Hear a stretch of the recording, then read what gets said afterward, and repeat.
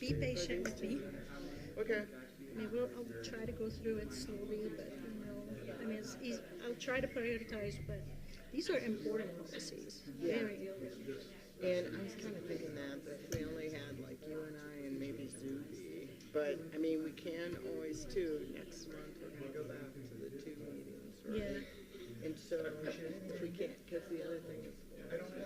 I know, that was easy. I didn't realize that. Yeah, I just realized that now. So I was thinking, like, they're gonna have to take a lot of notes. I don't know. I mean, I just talked a little bit with Yasha about it, and he's like, "Well, she says a lot of collective bargaining." I'm like, I have a lot of questions. Okay. And some of it feels to me that they're taking some away from the Yeah, they struck out, like in the, both of them, they struck out, they said, they struck out that the governing board decides on what programs to be closed. So ask them when they did that. Yeah, that's what I'm going to ask. We want to table it for more discussion. Yeah. And then board members. Yeah. Yeah. And it's also giving a lot of power to the EPF strategy. A lot of power everywhere. And he decides on everything. Zuby won't drink his recommendations. It's like too much. But I'm going to try to be as, yeah. No, he wants it's bottled. He won't drink it from the Yeah, we're not voting on it. It's information only today. First reading. Agreed, but we won't vote on it next week or next meeting. Yeah, well, I think like I'll ask some questions and then it needs to come to the work session and we'll see if they fix some of it or they come back with answers. Yeah. Okay. Yeah, it's a doozy, both of them. I read them. I was like, if you have, I kind of perused them. I didn't read them closely, but yeah. I was reading them and I was comparing with what they're striking out. Yeah, well, that was, I was hoping that like they would ask their questions first, so it covers some of my questions because I've got a lot. But that's okay. I'm gonna look like a bad guy. You got. I don't think. Yeah. It means we're paying attention. And you got your questions kind of answered about federal things. Yeah. Yeah. There was. We, I saw. the whole I didn't hear about the last question I had last night. Zuby will be on in 5 minutes. Zuby will? Okay. Did you tell him we're waiting on him? Okay. Thank you. The thing. I mean, this is. I mean, you see my points. I know. I know. But That's why I'm frustrated by all the. So I'm frustrated by the federal government. It's just painful. Oh God. It's painful every day. Everything. Right. Agreed. No. But I also think that what do you know? In the budget, smart ones, you know. I know. But how much more?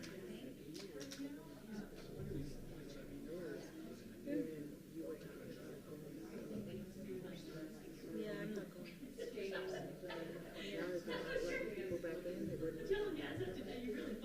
Yeah, I have citizenship, that doesn't protect me, I guess. No, I know. Yeah. Yeah, no, I'm not going because things are getting worse again. Oh, We thought it was on the borders with Syria and with Israel. It's just a mess. So it's a mess still, So no, I'm not going. I mean, with Trump, he just made it even. Good. He's I'm glad to hear that because yeah, no, I I'm was not thinking about going. you. No, I'm not going. I'll be at the graduation, at the commencement. No. Okay. Yeah, right. It's just I have stress from all levels because I also my son works for the U.S. Department of Labor and his fiance works for the EPA. They both federal employees. Not yet, but every day they go to work not knowing what's going to happen to them. If there's Were they that. on probation? She's less than 3 years. Anybody who's less than 3 years. With the federal government, It was 1 year. 1 year. It was 1 year. So she's not on probation, but they were saying if they're going to lay people off, anybody who's been there less than 3 years, I don't know what they call that they would go first. So there's that, and there's home, and there's the stress of the state. There was a lot of work on the state, but Yeah. It's getting better. It's How much better. longer is the session? not till Saturday, this So Saturday. this Saturday? Yeah. Okay. But I didn't have anything to do today, so I actually took the day off and focused on this. Oh, good, good. You know, just like, I wasn't sure if we were gonna see or not. I asked Yeah. Audrey to see if we'd have a quorum, because I realized everybody's gone, we need a right? forum. Yeah, but I need Pierre, she has good, she gives good feedback, and she says things better than I would say them. Very articulate. Yeah, She's she really, is. I noticed that right when So we she's not first here. got together. Oh, and I had Audrey sign me up for the New Orleans conference, ACCT conference in October. Mhm. So I signed up. Okay. Still working on the expenses, maybe. Because you're I'm gonna the- drive. We're gonna drive. back. Hmm? You're the one that's been paid back from the DC. I haven't gotten paid back yet. Oh, you haven't? No, think I she just submitted finally it. finished all, giving her everything. I didn't have time. Now my husband's on my case about the taxes, and I'm like, oh. Yeah, Because that's I'm what I've been doing doing. consulting, my Taxes. consulting part of it, I have to get that for him. Yeah, your Yeah. business. Yeah, because I paid estimated taxes, so he needs to, and let's hope the government connects the two. Yeah. Because I did it online, and then I have to go figure out what I can deduct. And So in the program, do you guys use TurboTax? I don't know what he uses. He's being a little bit of a pain.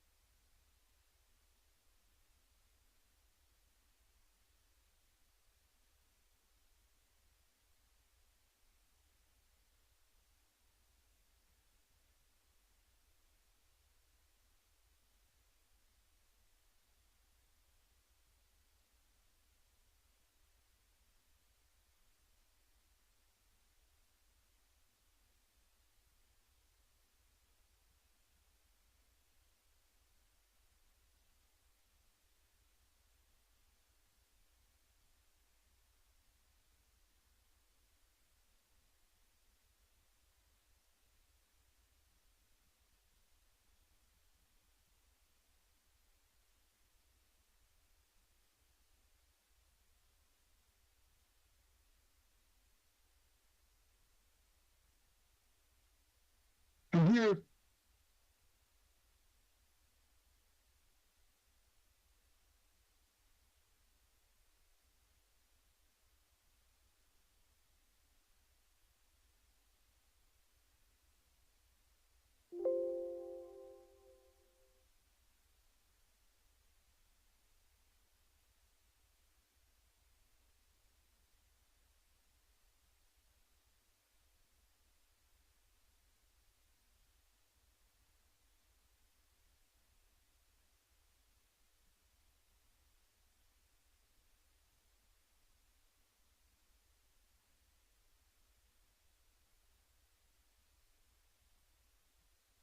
All right. Can you hear Hello, me? Zuby.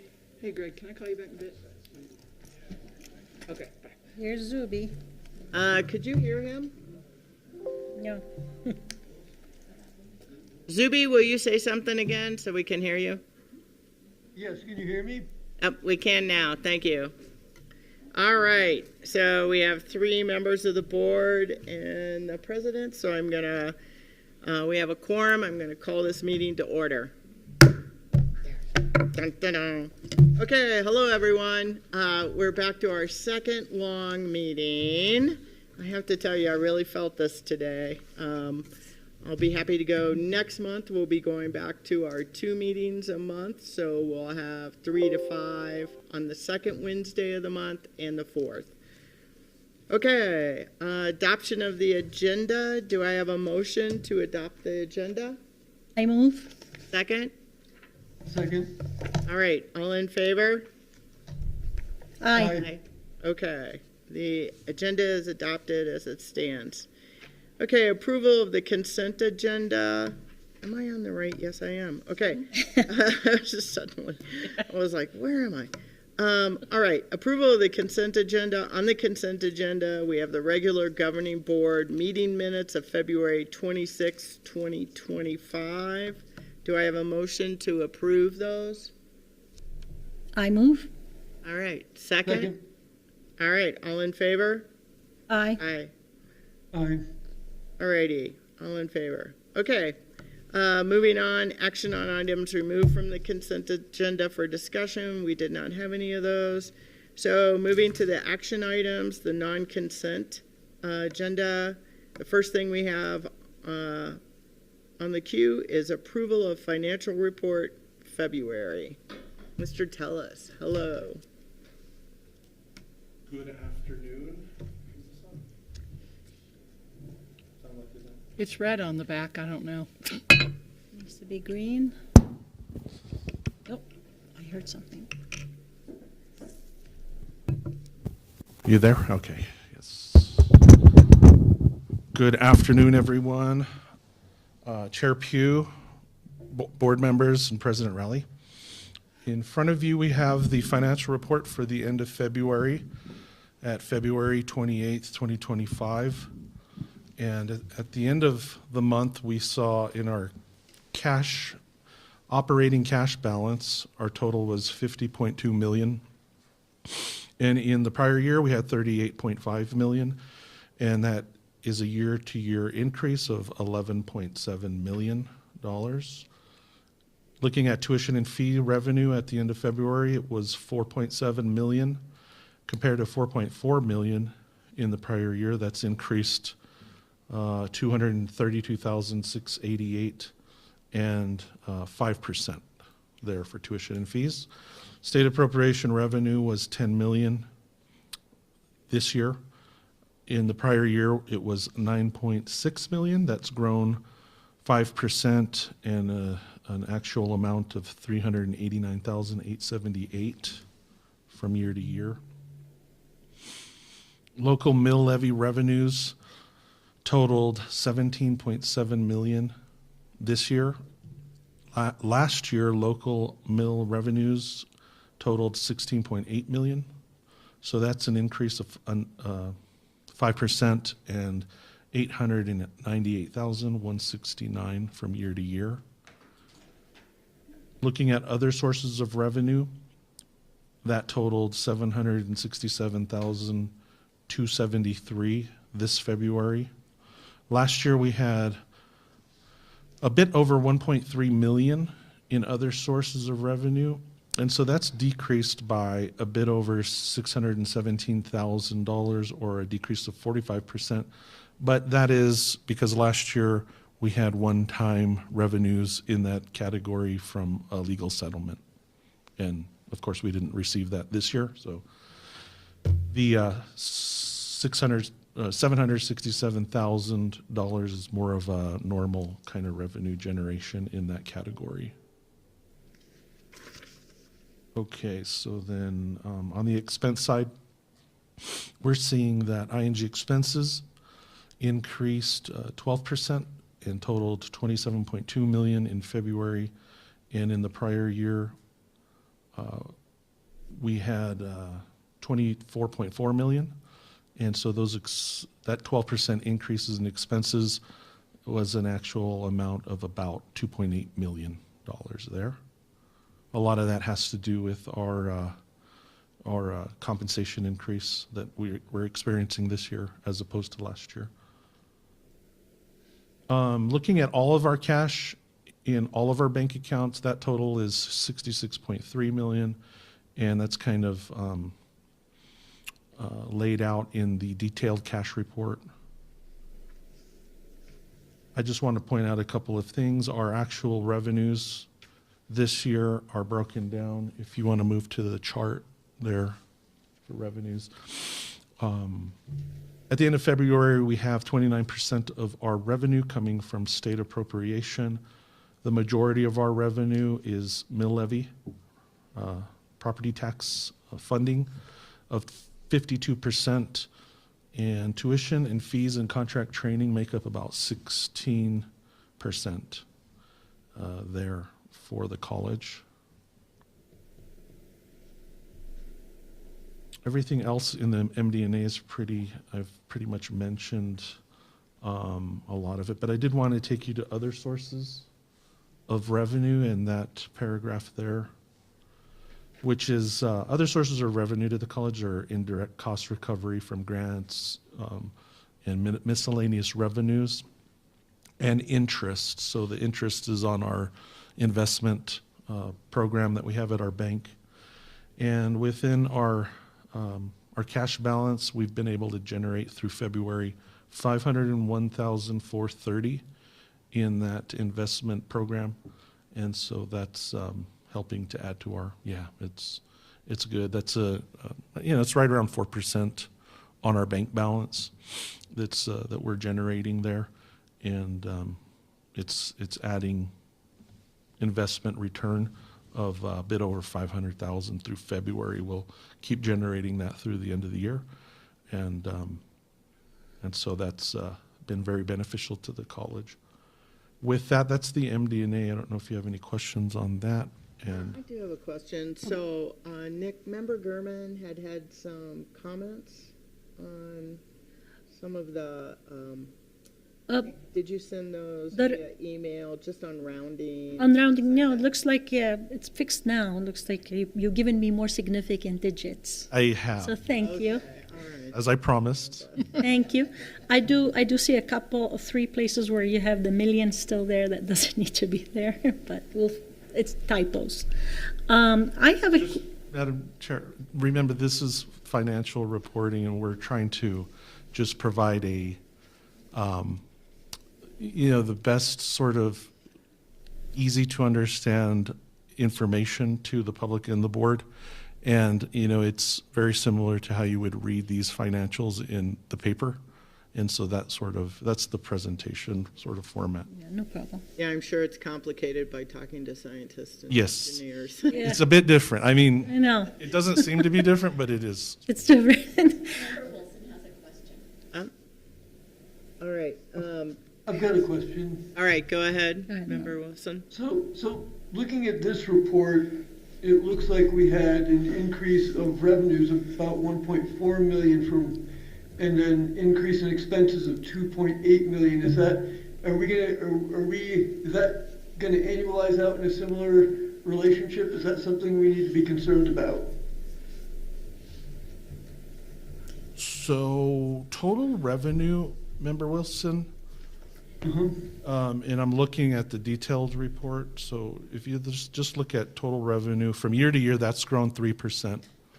And the total amount received through February is $34,333,600. In the prior year, we received $33,343,386. So, that has grown a bit, close to $1 million, I think, just slightly under that. And so ultimately from year to year, that has grown 3%. So I don't know if that answers your question, but No, that was just when we have our year-to-year expenses, an increase of 2.8 largely because of compensation. But then the local mill levy was only about 890,000, and tuition fees up by 232, state appropriations up 389. That looks like we're deficiting significantly. I think at this point, Madam Chair and or Chair Pugh and Member Wilson, at this point in time, there's timing issues on when we receive revenues and when we incur expenses. And so I believe in this report, one thing to keep in mind is that this year we had 3 payrolls in January. Last year we had 3 payrolls in March. And so it looks like we've spent more this year.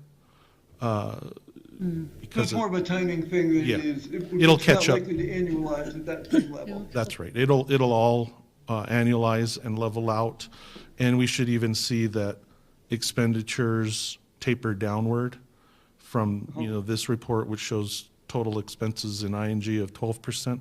That should get more in alignment of more 4 to 5% because of the we had a 3% pay increase last year, so it should be right around that area. Okay, More great. so. Yep. All right, thanks. Member Gurman, did you Yeah. have more questions? Yeah, I mean, that was similar. Like, I see that the revenue is up 3%, but the expenses are up 12%, so got a little worried, but hopefully it levels out. My question is on the top of the second page. Can you explain to me more about the debt service account? Because it looks like we used to owe 3 million, we owe 3 million, and we used to owe 1.5 million before, compared to last year, 1.4 million. Because we sold bonds, right? Yeah, so Yes, let me see if I can, and help me understand this better. Member Gurman, you're under the cash and bank. Yeah, second page, top of second page, C3 or page 2? Yeah, so Page- that's where we top have, of second page, we have right there. The debt service account. 3 million this February and 1.4 million in the prior year, so that's increased 1.6 million. And so that is revenue available to pay off outstanding bonds. So what we're seeing is that last year we definitely had more bonds that we still had outstanding, and we've recently paid one of those off, and so it's generating more revenue because we're not paying that bond expense anymore, and so it's generated this larger amount Okay, this year. That's all that is. so this is extra revenue, not that we owed 3 million. It is, but it's also been factored into the newer local bond that we issued in order to service that over the next 20 years or so. Yeah. Okay, so it'll be paid off. Yeah. But we're good. We Chair Pugh and Member Gurman, we monitor that very closely to make sure we have the cash flows to pay off our outstanding bonds. Those revenues that we get do come from local property taxes and are totally isolated and restricted only to be paying off outstanding local bonds that we have. And help me with the colors on that pie chart. I think the purple is the local appropriation, right? It's Correct. 52%. Which one is the tuition? I can't tell which blue is the tuition. Is it the 14. 14%? It kind of comes out on, at least It's this hard. screen, it comes out almost the same color as the local, but on my report here, it's the 14%. It's the 14%? Okay. Is primarily all tuition and fees other than contract training and continuing ed. Continuing ed contract training is 2%. Looks like 3%, the one in red? Oh, I'm sorry, 3%. You're correct. 2% is other sources. Okay, great, thank you. That's all mine. One other question. Look, it's nice to see the increase in local tax revenue. Is that, I imagine that's largely due to new construction and new housing coming online. Do we think that's something, does it look like, seeing all the construction in town, are we anticipating that will continue to grow? That's an interesting question. So yes, it should grow. The tax base in Santa Fe County has always been growing and has in recent years been growing at a pretty strong rate. And that's the entire tax base. New construction does generate more revenue to the college as existing properties are limited to the 3%, that tax lightning thing that you always hear about. So an existing property cannot increase more than 3%, but new construction is taxed at the full value of it in the first year. And so, yes, that is one of the factors. It's also inflation. There's an inflation factor in the cost of construction and more building happening. Those costs that rise the price of homes, and the taxes are proportional to that. So that's part of it. But yes, I think it's fair to say a lot of it is new construction. Now, I was planning on talking about this in budget meetings, but I think I need to prepare you all, the governing board, with the the ballot measure that we passed last November that included an exemption for veterans taxes is going to have an impact on local property taxes that end up coming to the college. It's a reduction in those values and those properties that have been paid in the past and now are not going to be paid by veterans under that tax exemption. And that passed under the ballot measure last year. It's something that a lot of colleges, I think even the public schools, are concerned about. And so we're working on some calculations on that for you in terms of planning the budget next year. Okay. Can you refresh my memory? Was that a total property tax was waived, or is it a percentage of it? I can't I believe remember it, but I don't. For veterans, it's an entire property tax Entire- exemption completely. Yeah. And it extends to, spouse, if the person were to die, then it would continue on, I think. And I've been working with Chair Pugh and members and Dr. Rowley. We've been working with our financial advisor or bond advisor on that, because they've been looking very closely at this, because there's definitely a financial impact on it. And the consensus is it's so difficult to pinpoint the number of veteran properties, because as I understand it, this extends to multiple properties that a veteran might own and their spouses, and there's really, it's nearly impossible in terms of their research into how to even wrap your head around anticipating financial impact, and so it's going to be very difficult. But the important thing to remember, as things increase, this will decrease it, and so maybe it won't grow it as a steep. It'll grow at a less steep rate than what we've seen in the past. But I sort of think early on that it will be the subject will be an increase, but maybe not the 3% that we're used to. Thanks for the heads up. Yeah. Any other questions? No. All right, carry on. Okay. Do we want to take a look at the detailed report and walk you through that real quick? Yeah, I'm good with that. Just looking at the gas. On the first page, I think, do you have the?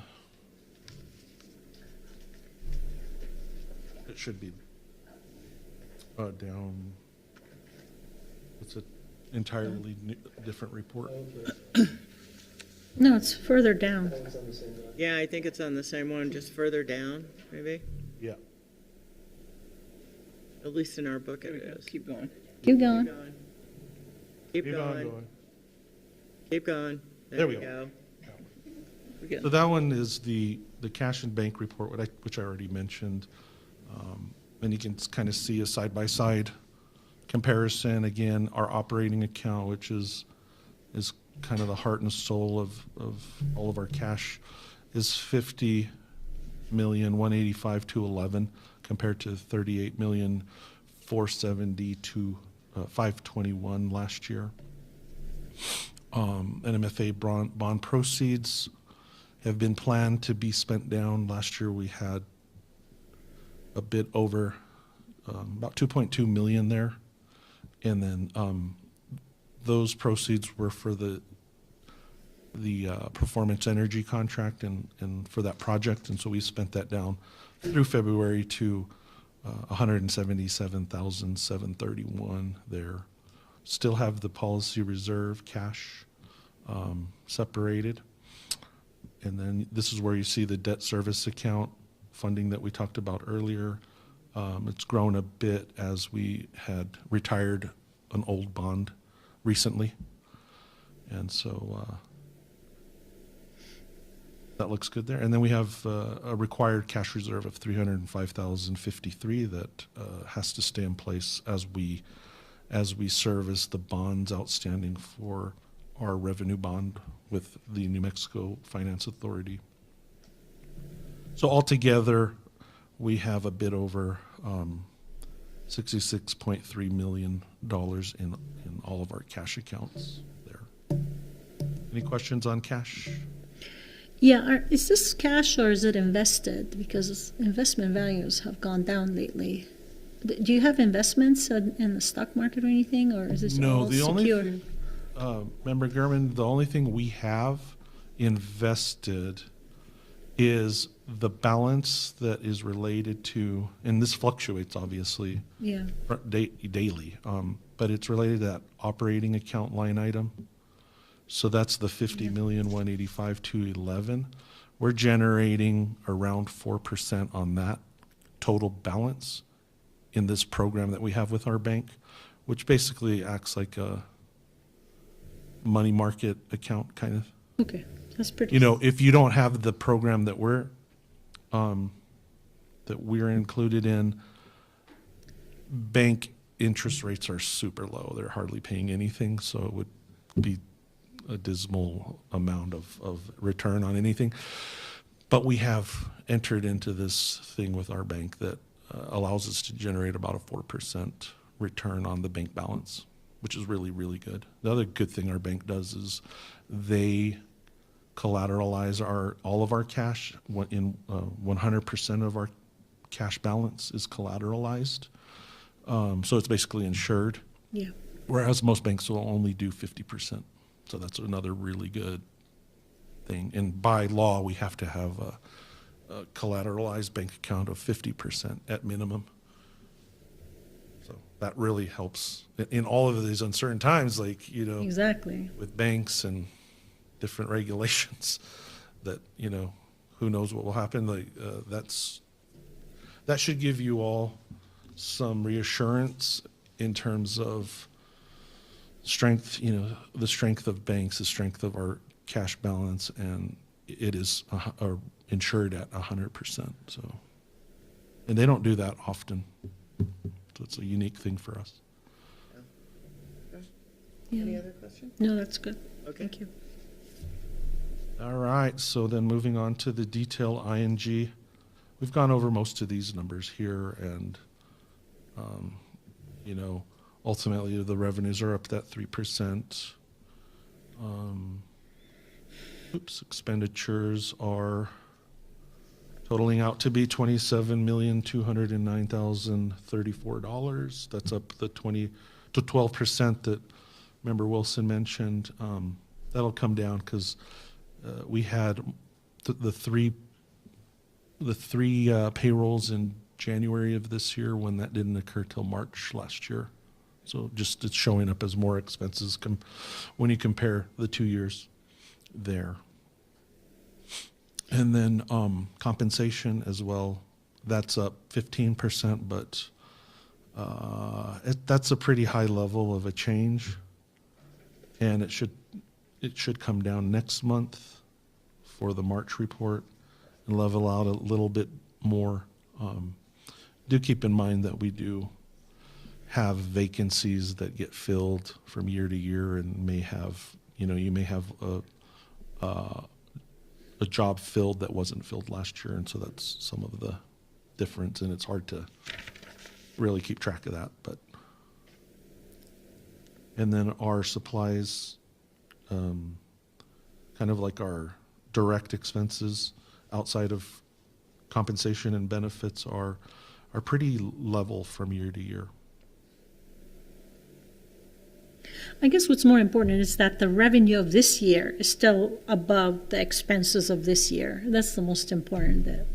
Yeah. Than comparing it to last year. I know, it seems to me. That's the key. The key, yeah. We're always, you know, when we budget, we are anticipating inflationary things that happen. It's been very difficult recently with those inflationary things because it's been, you know, it's been very uncommon with what's happened. Inflation's come down; it's around 3% now, but last year was, you know, between 4 and 6, around there. In the prior year, I think it was even higher than that. So that's created financial challenges because we don't have that, we don't have a lot of that inflation factored into our revenue growth, but we do plan revenue growth. So that's usually about 3%, and that's what we want to see every year. Yeah, well, that explains the 12% from last year. Inflation. Inflation, correct. Our compensation increase, which was The 3%. 4%. But Yeah. on top of that, these other things. Okay. Okay, any other questions on ING? If not, we can move to public service, and I'm happy to report that this is on track, and this looks very good in terms of what we want to be seeing according to our financial outlook for public service.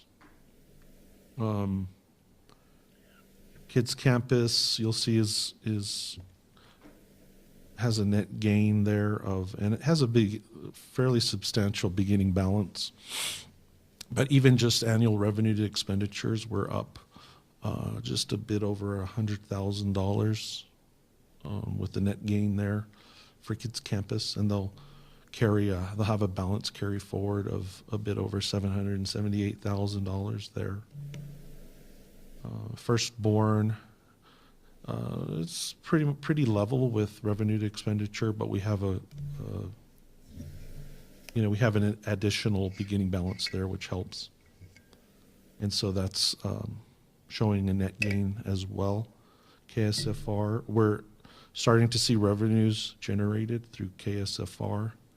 And through February, we have $155,331. And a lot of that is the contribution or the grant, if you will, that we'll receive through the Corporation for Public Broadcasting there, which is really beneficial. There's also some additional funds that come from their fundraising programs that will start showing up here in this area. Does it show up here, but it's under the foundation account? Yeah, it gets moved. It get moved? Yeah, Yeah. it has to get moved. I think. No, I stand corrected. Those are funds that I think the Northern New Mexico Radio Foundation's still generating, and then they'll transfer that to us, I believe. Yeah. So yes, this all looks really good. It's all in the black, and so it's nice to see this through February.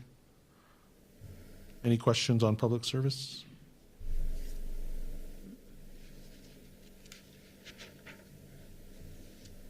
Bookstore food service. We are together and combined in our, the total amount of our auxiliary fund it has a net gain of $68,402 at this point of the year. And those figures are pretty straightforward there. Have you had a conversation with the bookstore about the prices of their books and so on? I'm working on that with them, yeah. Okay. We're still losing money on the food service. Through February, yeah. Yeah. It looked better last month, I think.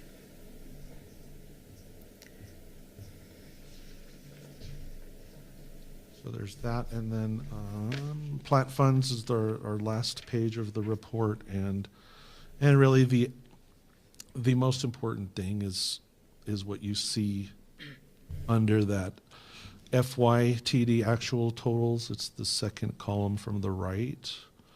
That's kind of showing all of the different revenues that have been received through the year and expenditures. A lot of these plant funds are spent first and reimbursed for those expenditures on every month. And so you can see some of those expenditures, a lot of activity happening within our educational technology notes and local bonds, as well as state appropriation for capital. And together, those things are right around $7 million of of things and projects happening through February. So a lot of work being done there.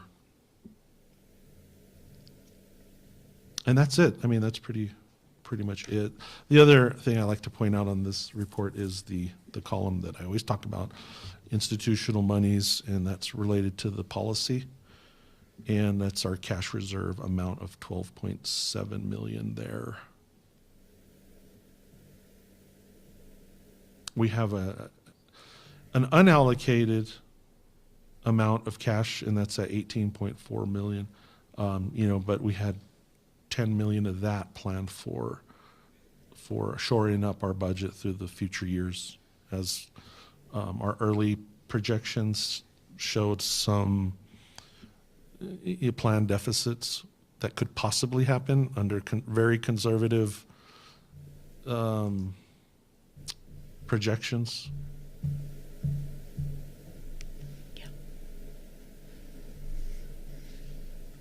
Yep, I remember that. You remember, right? That's the 10 million I ask about every time, so. The little flag on it. That's right. So, okay, any questions? Do you have anything else then? Any No, that's it. for Mr. Tellis? All right, I hear nothing from Zuby, so thank you very much for walking us through that. It's nice to do it in this forum, because normally we have this conversation in the Work session. the work session. Yeah, the work session. You prefer it here? No, works either way. By the time we get here, we just voted approved. Didn't we? Yeah. So- Well, I mean, when we have very lengthy agendas, to have this much time on this subject is probably hard to do and fit in. Yeah, yeah. No, I appreciate you walking us through it, so. Important. Okay. So I think we need an Yeah, approval. we do need a motion on Oh, this. that's right. This is on the consent agenda. Or That's what you're waiting for. I know. You're like, okay, I'm One meeting You're I off the missed, hook. and I'm out to lunch. Okay, I make a motion to approve the financial report for this month. do I have a second? Soupy. Zuby, if you second, yeah. He's muted. I'm sorry, I was muted. Second? All right, thank you. All in favor? Aye. Aye. All righty. All right, it passes. Thank you. Thank you, Mr. Tellis. We might have another contract on deck. Okay. Oh, yeah. So the next thing is HVAC. the approval of the TATC HVAC outside air project contract.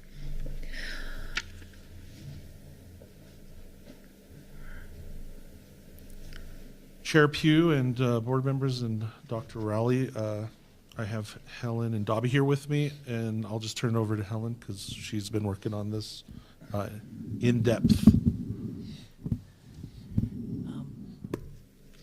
Chair Pugh, board members. The outside air project is happening in the TATC building, the 800s, where we are going to be supplying outside air to the whole building. As it was originally built, there was no requirement to have basically fresh air, mechanized fresh air in the system. That has proved to be a problem throughout the history of the building, and now we are just going to be remedying that problem. And this is for construction. It's due to happen between May 12th and August 15th during the summer session. That building will be pretty much a construction zone. There might be a little bit of activity in the classrooms, but it's The graduation is that week, well, May 17, and the commencement in the fitness center. And there usually are some other graduation events. Is this going to interrupt that? Or- I don't believe so. It's specific to the 800s wing of the building. No, And okay. it won't go beyond that. It's just a 800. When is the nurse spinning? I like that one. When is the nurse spinning graduation? So will students who are graduating in areas in TATC be able to show their parents anything in the building, or will the building be locked out? I don't think the building will be completely locked out, but it will be a construction zone, so that depending on the timing, there might be a lot of dust and noise. So I would not recommend showing anybody the Will that building. impact the function of the laboratories and things like that too? It shouldn't be affecting the lavatories, no. Did Laboratories, you say laboratories or lavatories? laboratories. Labs. Like the Sorry. biofuels lab. It will be affecting rooms 819, 821, and 822 more specifically. Those labs will have a lot of construction work, but throughout the rest of the building, there will be a lot of duct work being installed. A lot of saw cutting through the walls and in the roof. Is the duct So to work? make- Oh, go ahead, Zuby.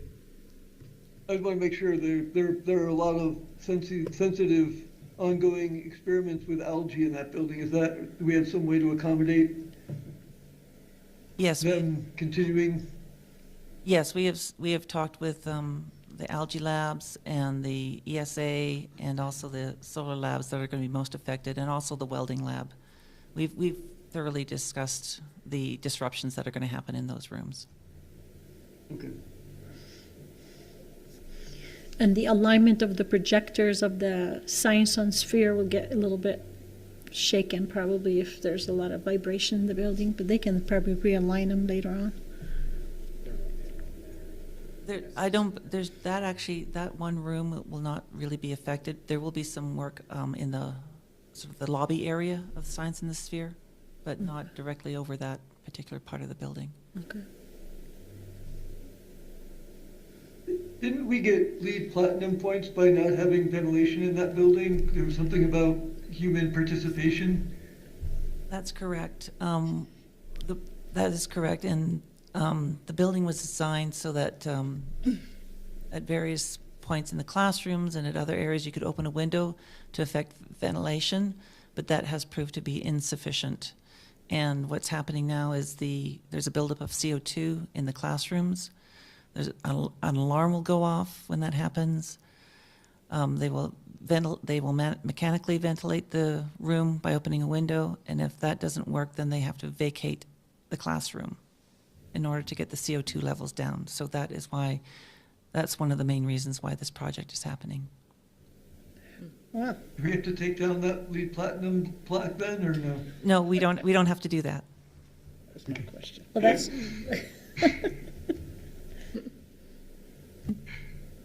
All right. I'm surprised with all the built-up with the CO2. There's that many people in that room. Wow, okay. Uh-huh. All right, any other questions? I'm worried about the buildup of CO2 in my house. I don't open any windows during wintertime. Now I'm wondering I don't know. Okay. All righty, okay. Well, then you Motion, to, I guess, approve the contract, right, with Franklin?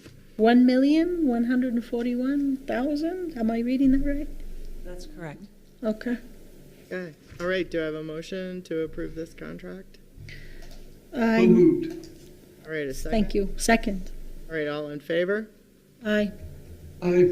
Aye. Okay, all right, go forth and do good. Thank you. Okay, the next agenda item is approval of Ad Astra 4-year agreement. The provost, not provost, sorry. What's your title here?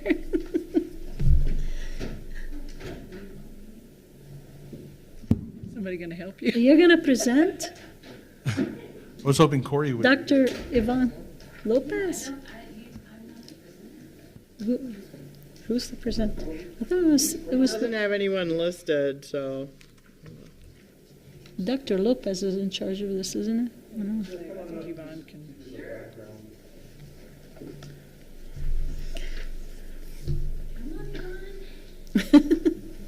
Thank you.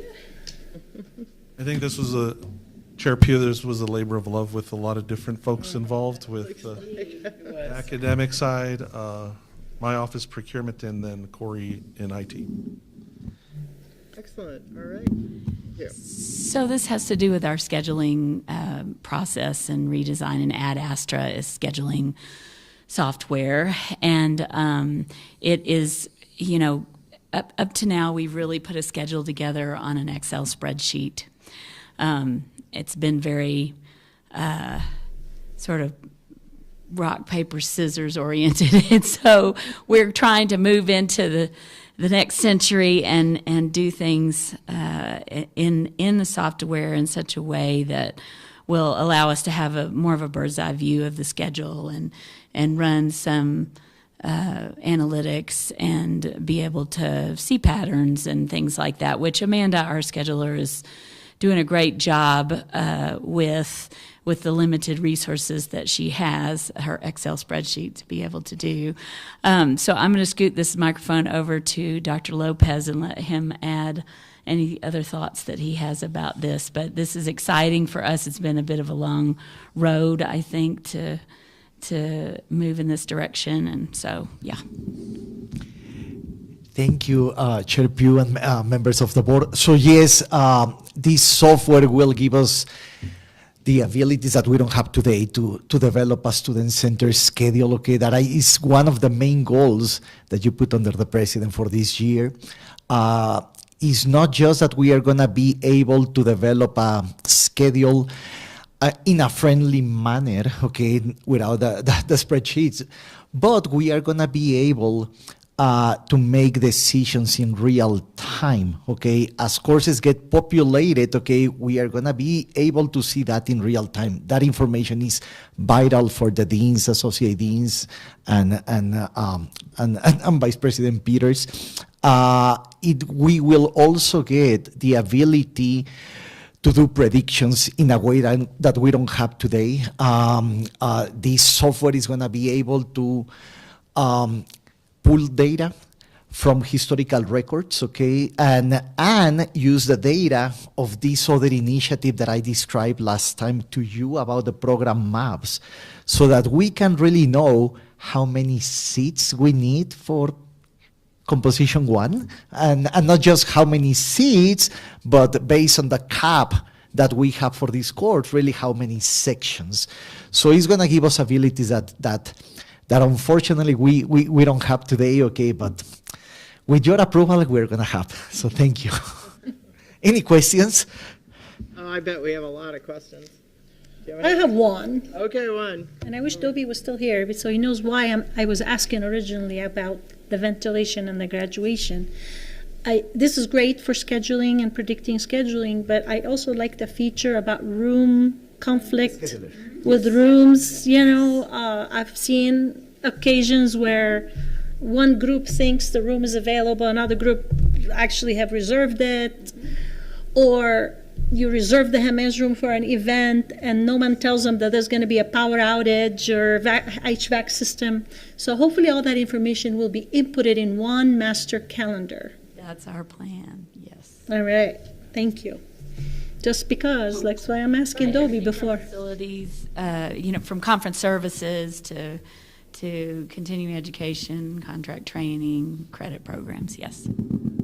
And I don't know if this happens or not, but I've noticed also sometimes there are groups that can reserve a room for the whole semester, but then they don't really use it every Friday or every Saturday. That's true, and that's one of the challenges of room scheduling. Yeah. So if you have a group that's going to tie up a room at a certain time on a certain day, 3 weeks, then what do you do with that if you have an 8-week class or a 16-week class that needs a room? You can't put it online for these folks, then take it off for these others, and then back. So it's a bit of a juggling match to get that figured out. But yeah. Mm-hmm. Thank you. I have a question. Did we benchmark other colleges, or do we know other colleges that are using this? How do we come up with Ad Astra? Thank you so much, Chair Pugh. So what I will say is there are not that many vendors, okay, in this arena. I will say they are 10 probably, but out of these 10, there are two that are really the top, okay? And this is probably like the number one, okay? And by the way, is the one that is used by institutions like UNM, CNM, which is a partner in chess. And that is really important because we don't want to be, because of chess, changing this software in a couple of years. So at least the main partners are using this scheduler, yeah. Okay, and then I have another question is, if we've talked a little bit about changing some of our class schedules, like 8-week courses or things like that in the future, right? Is this adaptable enough to that? Absolutely. And by the way, I will say is really, really needed if we're going to move in that direction. Okay, the schedule becomes, it's already a nightmare. It's a very complex, non-linear, chaotic problem. And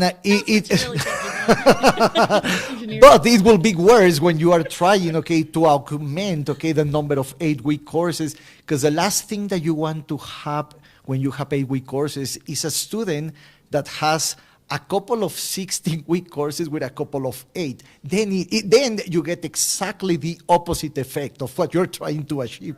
So yeah, it's definitely needed. I will tell you from my prior institution, that was the trigger for us to get the software when we were moving the programs to 8 weeks. Okay, we knew that we needed the software at that point. Mm-hmm. Okay. I'll just say that having been a chair and working on scheduling, it was a nightmare. And this sounds like it will be fantastic. I mean, I guess the annual cost of this is going to be $62,000 going up to $70,000 a year. Are there any concerns about those expenses going forward? And it's only until 2029 that we can reevaluate, correct?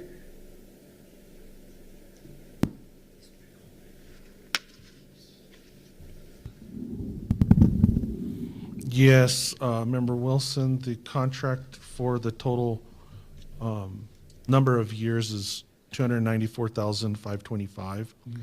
And let me get to the schedule here. It is in year one, $62,062. And it stays about the same throughout the remainder of the years. It looks like from May to June of this fiscal year, we're prorated at $30,980. So it's staying around that $62,000 with annual, escalation in pricing through the remaining full 5 years. But we have good feedback from other institutions. They feel it's well worth it. Yes, I would say yes. And then also I was just going to add that this has gone through our internal TAC process and gone through extensive review on the part of our IT folks, and all these folks have been involved in the process.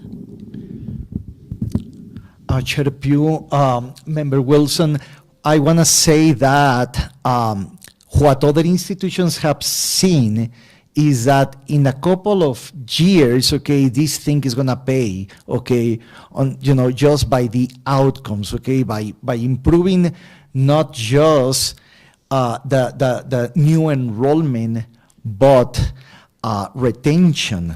Scheduling is so important, okay, for retention, okay? It's like a restaurant trying to open the doors. When the customers are not available, they go bankrupt, okay? But if we offer the classes at the time that students need, this thing is going to pay for its own, okay? Just in the revenue that comes from tuition and retention, yeah. Which is great, because the state is going to start looking more carefully about our performance in terms of retention and outcome and graduation. Yep. Remind me, were we also going to hire someone to manage scheduling, or did you hire someone for that? We hired a member government, and this is going to be almost a year, okay? So she started early April of 2024. Yes, Amanda. So this will be the tool should be using. Absolutely. Yes. Yes. And I mentioned last board meeting too, that maybe the software can be used at some point to reschedule some of the staff times, so they can be, some staff can be here at night when there are classes. Maybe could use it for scheduling staff time. I don't know. Just, I'm gonna throw it out there. I just want to say this: the software by itself is not about personnel; it's really about courses. Oh, okay. But that is the other element that we were mentioning last time. Okay, we will have to go through a change in our culture. Okay, yes, Yeah. Absolutely. That is Maybe it will be a driving force. We'll see. yes. I have a question about the project itself. It says the initial kickoff meeting will occur approximately 2 weeks after the contract is finalized, and then a project schedule is broken down into the following stages. And it has 5 stages: initiation, planning, executing, monitoring and controlling, and closing. So I am thinking that those 5 stages are going to be over the next 4 years, or are you thinking it will, and actually what I'm really interested in is what date and timeline are we thinking for the execution of when would we see this in place and starting to work? So you can answer that one. We're gonna start the contract May 1st. Those timelines, I think those were set up by Corey. This is OIT. This is about the implementation in terms of the software itself working with our current platforms. What we know from the conversations with the vendor is that they can start providing training to Amanda as early as May 1st. Now, there is going to be a very relevant, significant learning curve. So just this morning, I was telling Amanda, I think, we're going to start piloting the software for the spring schedule, but definitely it's going to be really fully deployed for the fall or the summer of 2026, because it's not just the scheduler knowing how to use the software, but the deans. You realize the summer and fall schedules are set now, coming up summer and fall. And so we would be beginning to implement this as we put together the spring schedule, but then, exactly. Yeah. Mm-hmm. Okay, so that would be like year 2. So we'd have a couple years then because then there's monitoring and controlling. There's Corey. Hi, Corey. Hi, all. My apologies. I thought this was the 3:00 meeting, so I was off doing other stuff. Oh, we are so glad you're here. What questions can I answer? Oh, okay. So, Corey, I had a question, and it's about the timeline of the project. They talk about the initial kickoff meetings 2 weeks after the contract is finalized, and then it looks like they have 5 stages: the initiation, planning, executing, monitoring and controlling, and closing. And so I was wondering, out of the next 4 years, when we would actually see the execution phase, when we might see this implemented. So this project is not going to take very long. So I would expect it to be done by the end of the fiscal year, so it's probably no more than 2 months. The reason being is that we already have most of what we need set up to do this. We're doing there are 2 things here. One, in support of the Workday project, we're upgrading to the essential scheduling tool. So that's what we have today, but it's the latest version. So we're doing that. We already have the infrastructure for that. So it'll be like a day or 2 of working with the company, and then we'll have training for everybody. So it'll be training for the events people, training for the room schedulers, and then we'll have presumably training for anybody who needs to reserve space or anything like that. The other part also relies on that infrastructure that we already have. So primarily it's Ad Astra doing a lot of the work and then a lot of training. So I wouldn't expect it to be more than a couple months, And then, we'll train when we've got the training may take a little bit longer because we'll implement in May, but maybe we'll train certain people in the fall. So is that helpful? Yeah, but as far as like using this to change some of our schedules, so I think maybe you were logging in, but VP Peters was saying that our schedules are set for this year, essentially. So the first time we'd really see this impact the schedules would be in 2026. Yeah, Okay. that sounds right. Spring 2020. Spring, sorry, Well, thank you. and Yes, that's clarification, spring 2026. And that's only for we'll see the essential scheduling tool. When we upgrade to that, we'll be using that as we start. So we may see some improvements in like event scheduling and things like that. So that part of it is slightly different than the analytics piece. Okay, and then just looking at your stages, then we'll have a couple years of monitoring and controlling and then closing out that. So, okay. No, that's pretty exciting. And we'll be ready for this also gets us ready for the workday, the changes in the workday. And actually, we'll have additional functions when we move to workday. So things that we can't really do with Banner right now will be available to us in Ad Astra when we make that transition. So that's exciting too. It'll be a two-way street. Right now it's sort of data from Banner to Ad Astra, and when we move to Workday, we'll be able to have data flowing bidirectionally. Okay, that's great. So that'll be exciting. Okay. All right, Again, I apologize. No worries. We're all a little, I'm behind the curve myself today, so. All right, Member Wilson, did I see you had another question? Nope. Okay, Member Gurman?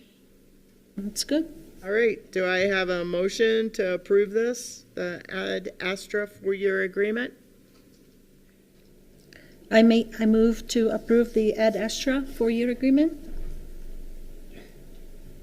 He said, Member Wilson, we saw your lips move. Yeah. I think you said second. I second. Okay, all right, all I'm in gonna be- favor? Aye. Member Wilson, are you voting? Yes. I vote in favor. Okay, thank you, and aye. Okay, all right. The ayes have it. Thank you. Guys. Okay, next thing on the agenda, approval for nomination of Mosaica Board Member Kathy Winograd. All right. Thank you, Chair Pugh. So according to the MOU that is signed between the college and Mosaica, the college board has to approve any new board members added to the Mosaica board. So when we went through the process of trying to figure out what Mosaica should be, and we had consultants come in and worked with us, one of the things that they advised me when we were constituting our board, Nick and I are on there because of our jobs. We have to be on there because of our jobs. But in hiring another person from outside the college, that we need to look for the skills and experience that we need for that board. And so in looking at this, I think what we really need is someone who has the experience, and I think also the ability to see opportunities where we could leverage Mosaica in ways that we've been sort of tentative so far. And I think, when you're getting to a certain point, that's a good way to be. But I think now that we've got the structure in place and we've got our first project going, that we need to jump a little bit further. And so I asked Kathy Winograd. As you all know, she is the former president of CNM. She was there for 14 years, I think, and really was the one who did develop Ingenuity, which is their research park entity, which has been very successful, but she's also very well the timetable that it takes, in that these entities take time to develop, but also you want to use what you have and see some opportunities that you have. and go forward. So Nick and Lillian and I had talked about asking Kathy. I asked Kathy if she was interested. She said she'd be thrilled to do it. So this is the process, and I'm asking you all to approve that. Okay. And is there a financial stipend with that No. at all? It's just member. The good of her heart. The good of her heart. All right. No, there is no financial stipend to that. Is she online? No, I did not ask her to attend because I just wanted to have this conversation with all of you.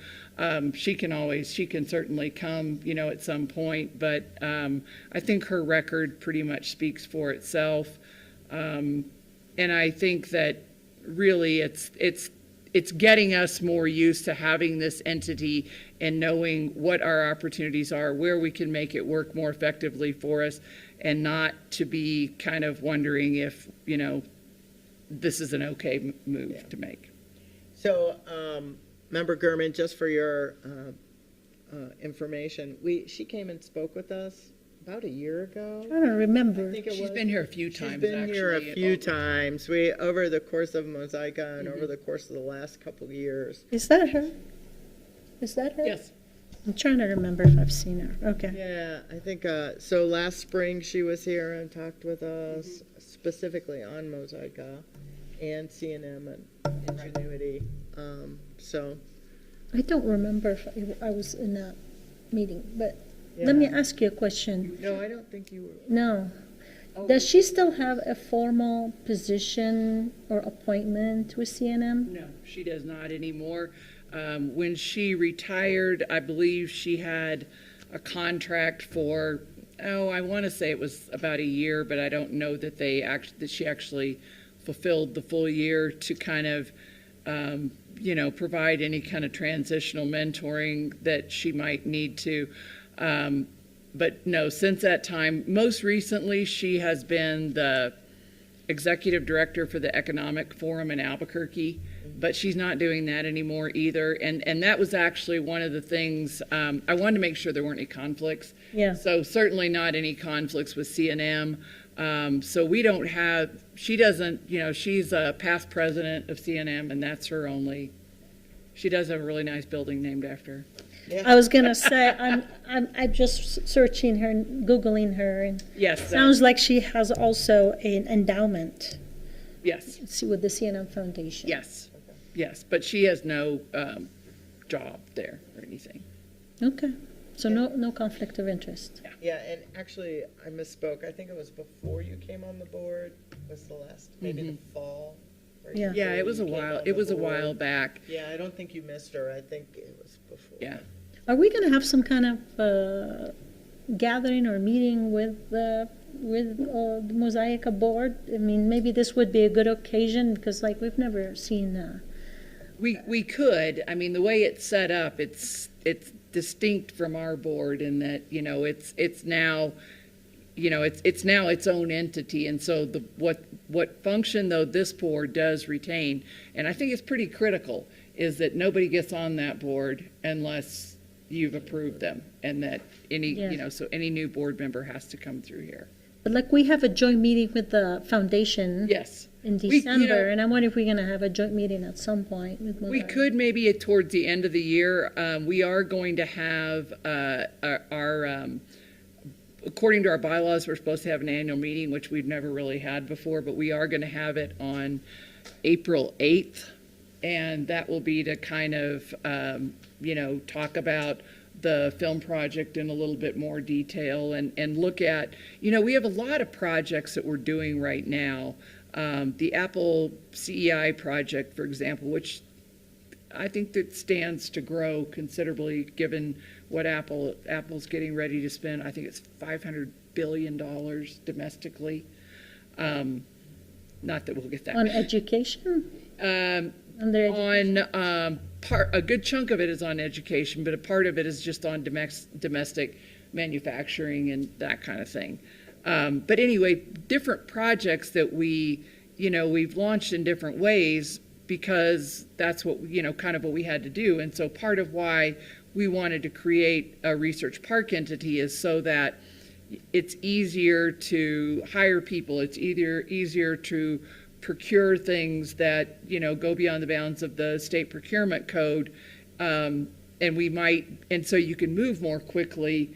And so what we need to be doing now is evaluating which of those kinds of college projects we might want to move over there. You know, the film project started there, you know, the back lot project. I mean, when Jim was looking at the back lot thing and talking to the partners that we brought into that, we immediately said this should be the launch of Mosaica, and so it was set up to do that. But there are a lot of other things that we do that people are asking me and pushing to do that. So I thought bringing Kathy in right now would be, she'll have a lot of guidance, and so I'm anxious to hear her ideas. Yeah, her experience at this point seems really vital It is. for the success of Mosaica. It is. I agree. All right. I have a question. So do we have a plan on how this board might grow? And is there any concern that there's an even number of people on the board after we approve her? That's a good question, Madam Chair, Member Wilson. So we will be looking to add another person. So far, we have not had. I don't think that having an even number of people on the board has been any kind of an issue, because all we've done is approve things that you all have already approved. So, you know, it's not, there hasn't been anything like that, but we should add another member coming up. But I honestly would really like to have Kathy's input on that, and as we look to add another person. And that'll probably be as big as we need to be for the time being, I think. And you also maybe should give the input on moving forward with an executive Absolutely. director. Yep. Oh, you knew what I was going to say. Yep. Okay. All right. Motion. Questions? No? Second. All right. I guess I made the first motion. and seconded. All in favor? Aye. Aye. All right. I look forward to meeting. I look forward to meeting her sometime. Yes. Okay. All right. I don't know. We're getting pretty dang good at moving through stuff. Oh, we're getting to the policies. Hold on. Oh, okay. All right. It's going to take Okay. time. Well, the next section actually is information items. No. We have none. I was asking President Rowley, though, about maybe an update on, and we could do that later on boards discussions or other businesses, on some of the HR policies for employer of choice. And I. What do you mean? I would defer to Yash. Do you want to do it right now? Yeah. What is employer of choice? So that's my term Okay. about updating our policies to make them employee friendly, and just Oh. every month I've been asking Yash about them. So this is my normal, asking you how it's going. So, Madam Chair, members of the board, it's always President Rowley, it's always a pleasure to come up and talk about HR. So the first thing that I want to direct to you is our new website relating to compensation study. On there, there is a history of SFCC pay increases. So over the last 7 years, we've increased employees' pay in general by more than 30% after compounded, of course. For the adjunct faculty, it's slightly higher, by 1%, I think, but for everybody else, it's about 30%. There, we also have, which I'm happy to report, all the extensive list of benefits. It's pretty extensive compared to other employers. So I want to direct that to those two items to your attention. And that is one of the things I think that really distinguishes us from other institutions, is the historical pay increases that the board has been supportive of, as well as the policies that you all have been wisely approved. And then one of the other things we're hoping to present at the next board meeting in April is the update to the employee benefits relating to bereavement leave and decoupling the employee donated leave policy, right? For as you all recall, in the past that we talked about how our current employee donation policy is hampered by the fact that it's tied to FMLA. And that's because FMLA requires you to at least be working at an organization for 6 months before you're eligible, among a bunch of other things I'm not going to go into. So by decoupling that, employees who just join us will have the opportunity to participate in the employee donated leave policy. Then in addition to that, Donna and I have been working on trying to see what else can we do, as you are aware. One of the ideas we had actually were to really just expand on that, so the family leave policy, and we've been waiting to see how that's been going legislatively, and it appears that it's not going to happen this year. Still, what that does actually is gives us some freedom to do our initial ideas. We actually, Donna and I thought we had a solution, but it was contrary to what the legislating was requiring us to do, so we sort of stopped there for the moment. But it might be a time for us to bring that back, which is to really do the exact same thing as the legislation recommends, except we'll ask the employees to use their earned annual sick leave first before you go into the paid leave by the institution, which is incredibly generous. And so those are some of the things we're working on. It's sequential, obviously, and we are always interested in a way to make sure that we continue to be a really good place place to work. One of the other things I don't talk enough about, though, that's really beneficial and it's been a draw to attracting employees to SFCC, especially for the staff side, has been the remote work policies. So as you recall, last month, 2 months ago? Yeah, 2 months, I think. Yeah, you all approved the new remote work policy. Well, we have been able to recruit people that we would never have been able to recruit. That's difficult to recruit positions because of that policy. Some people have even taken pay cuts to come and work for us because of that policy. So I feel pretty confident looking at our competitors, not the right word, but fellow industry partners across the United States, that we are pretty strong in that areas. So that is what we are currently working on and where we are at. And then next month, we'll hope to continue to give you some updates. Okay. No, thank you very much. Just a couple of things. The website you're saying, can we get to that from the? Yeah, it was sent out to all, to everybody at SFCC. If you have an SFCC email address, you should have gotten that.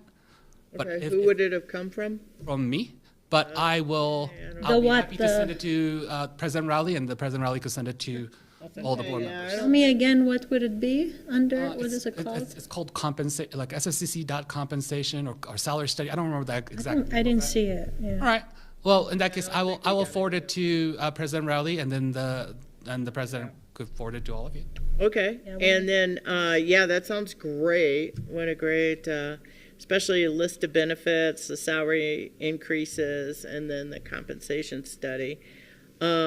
As far as the bereavement leave and decoupling that, so next month you plan to be on the agenda? Yes. with So we that? finished we finished is not the right word, but we did attend all the shared governance groups. Mm-hmm. So we need to go to the governance council, which then allows us to put it on the agenda for the board's consideration, as long as that's what the president wishes. Okay, perfect. And then the family leave, I'm glad you're moving forward with that, because I remember when we talked last fall, one of the really important things to us was, regardless of what the state did, we wanted to be able to kind of couple that with our budget going forward, right? So we could look at the impacts, especially as we move into April. I think we're going to have some budget meetings April 16th. So they're going to need time to be able to incorporate that in. So we're looking at that financially. Yeah, and we have some as rough well. estimates already put You together. sent the email? Okay. So that's, right now we're meeting with the budget folks and VPs and with the president relating to these items. So we hope to have that ready for all of you. Okay. All right. Great. Thank you so much. No, it's our pleasure. Thank you. Thanks. Yeah. Okay. Any other, did you guys have any questions for Yash before you? Nope. Okay. Nope. You're good. Sorry. Okay. Thank You you. gotta come back for the policies, no? You just sent us the email. Great. Okay. Thanks. Okay. Moving on to the next section, matters related to SFCC policy. This is the first reading. So we're just actually going to go through the policies. I know we have some questions. Okay, policy 3-5, academic program review. Is it to you guys? Is Ms. Mulry not here? She's online. I'm here. Good. Okay, all right. And we have VP Peters and Yash sitting right here. Okay, over to you guys. Okay, Chair Pugh, members of the board, President Rowley. I'm happy to be here to talk to you about 3-5 and Yash to talk about 440. So we are here to present 3-5, some revisions to the academic program review policy in light of recently negotiated changes to the CBA. The main aspect of this is that we have added language around the annual program review, which you will see as you move through the policy on page 5, if you've got the red line version.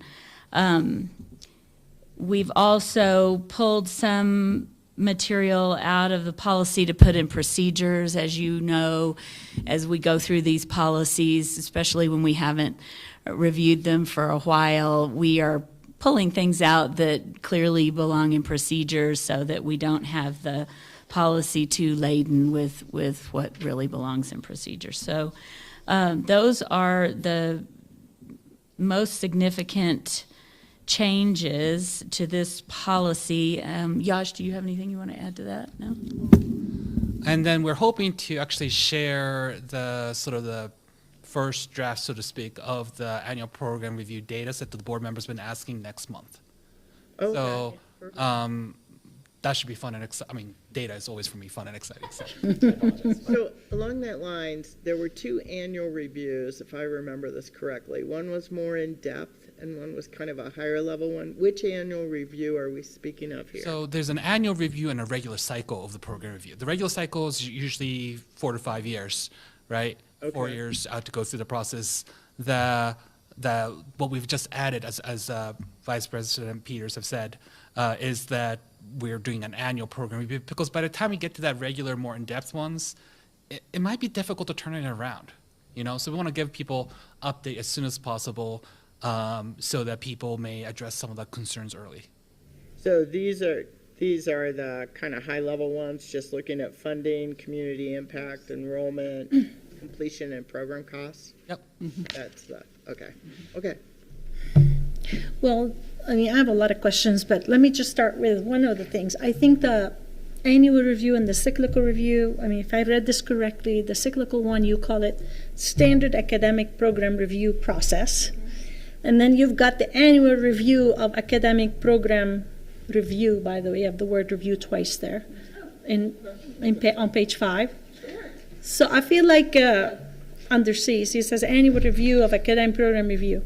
So I feel like that's where we're going to keep getting confused. A suggestion I have, I don't know if that's going to mess up your collective bargaining document, is to say annual academic program evaluation. So that and then we know that the review is about the cyclical one. This is about, I don't know. It's just, we're using the word review, program review, and you're using it, and you know. It's also a standard higher education language. Okay. Yeah, just wanted to say, that's why we're getting confused. So I think the way we could probably talk about it is that annual versus cyclical. Like instead of say standard, we could say cyclical or something like that. Yeah. You know, we could probably do that. But if it's all possible from the HLC's perspective, if we could keep the word academic program review in there somehow, that would help our external evaluators not get confused on their end. Right, because it links it up to with requirements of do we do a program review. We're going to probably keep asking you whether you talk about the annual one or the cyclical one. And I think we can probably clarify that. And I appreciate you pointing out, you know, you can look at something over and over and over again and still. Anyway, you know, maybe to revise C to be annual review of academic programs, and then cyclical review of academic programs. Yeah. And it's called academic program review. So I think, we can do all of the above and probably work. Mm-hmm. Thank you. So, and then the other thing is, like, I understand that sounds like for the cyclical academic program review, you review the program and then you either recommend continuation, or it sounds like you recommend remediation / discontinuance. It feels to me that the discontinuous is a step further. It is. So either there are two options, one is continuation and one is remediation, and then if the remediation doesn't work over 2 years, then we get to the discontinuation. Or there may be a third option that is called, which I saw in the other policy, restructuring. So I'm kind of like wondering why the discontinuation is Sure. right there up front. So let me see if I can help with that. Yeah. We have a program review committee. Right. And process associated with that committee. And so the committee is made up of faculty and our dean and associate dean leadership, and that committee works closely with Dr. Ruthie Watson. And as they go through the program reviews, the data and then the responses and the entire packet that the department leadership put together and present to them, they then make a recommendation to Dr. Morimoto and myself. And they... I'm just laughing because you could just say Yash. Well, I just decided, well, you call me VP Peters. I thought I better call you Dr. Morimoto. It sounds good. I like it. I know, me too. So there you go. I'm just giving it right back to you. And so they make a recommendation to Yash and myself. And that recommendation comes in the form of continuance or remediation/discontinuance. The reason that it is that way is partly the desire of the committee. The committee does not generally, in this generalization, feel comfortable making a recommendation of discontinuance. That is basically talking to your peers, looking at your peers' work, and then saying, we think my peers' program needs to be discontinued.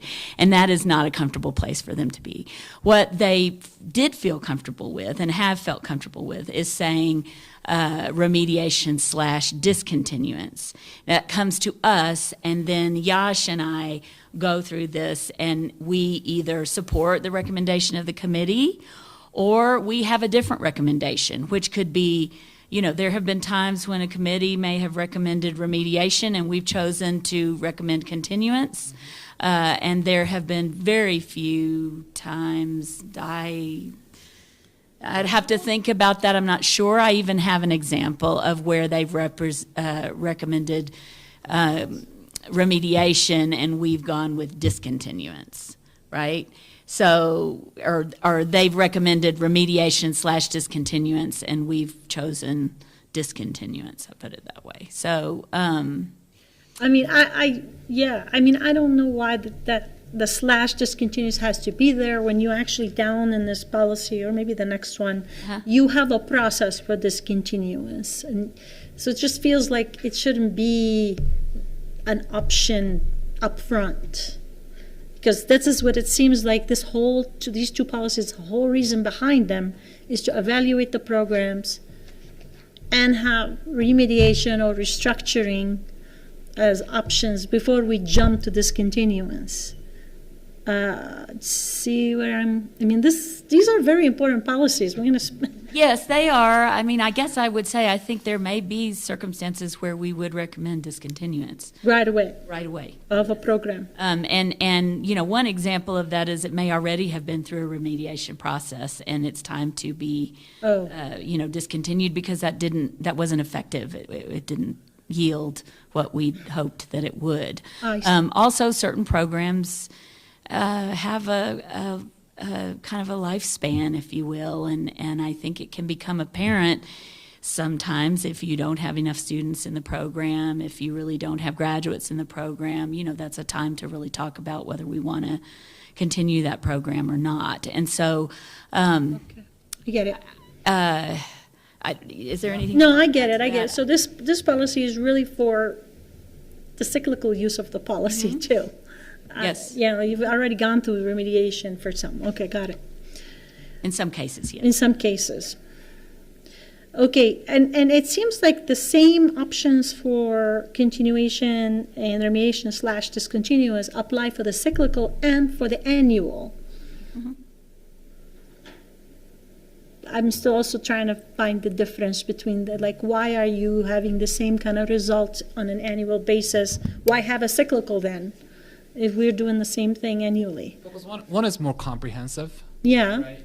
And then one's more on a regular basis looking at data primarily without all the other details that go into in the comprehensive review process.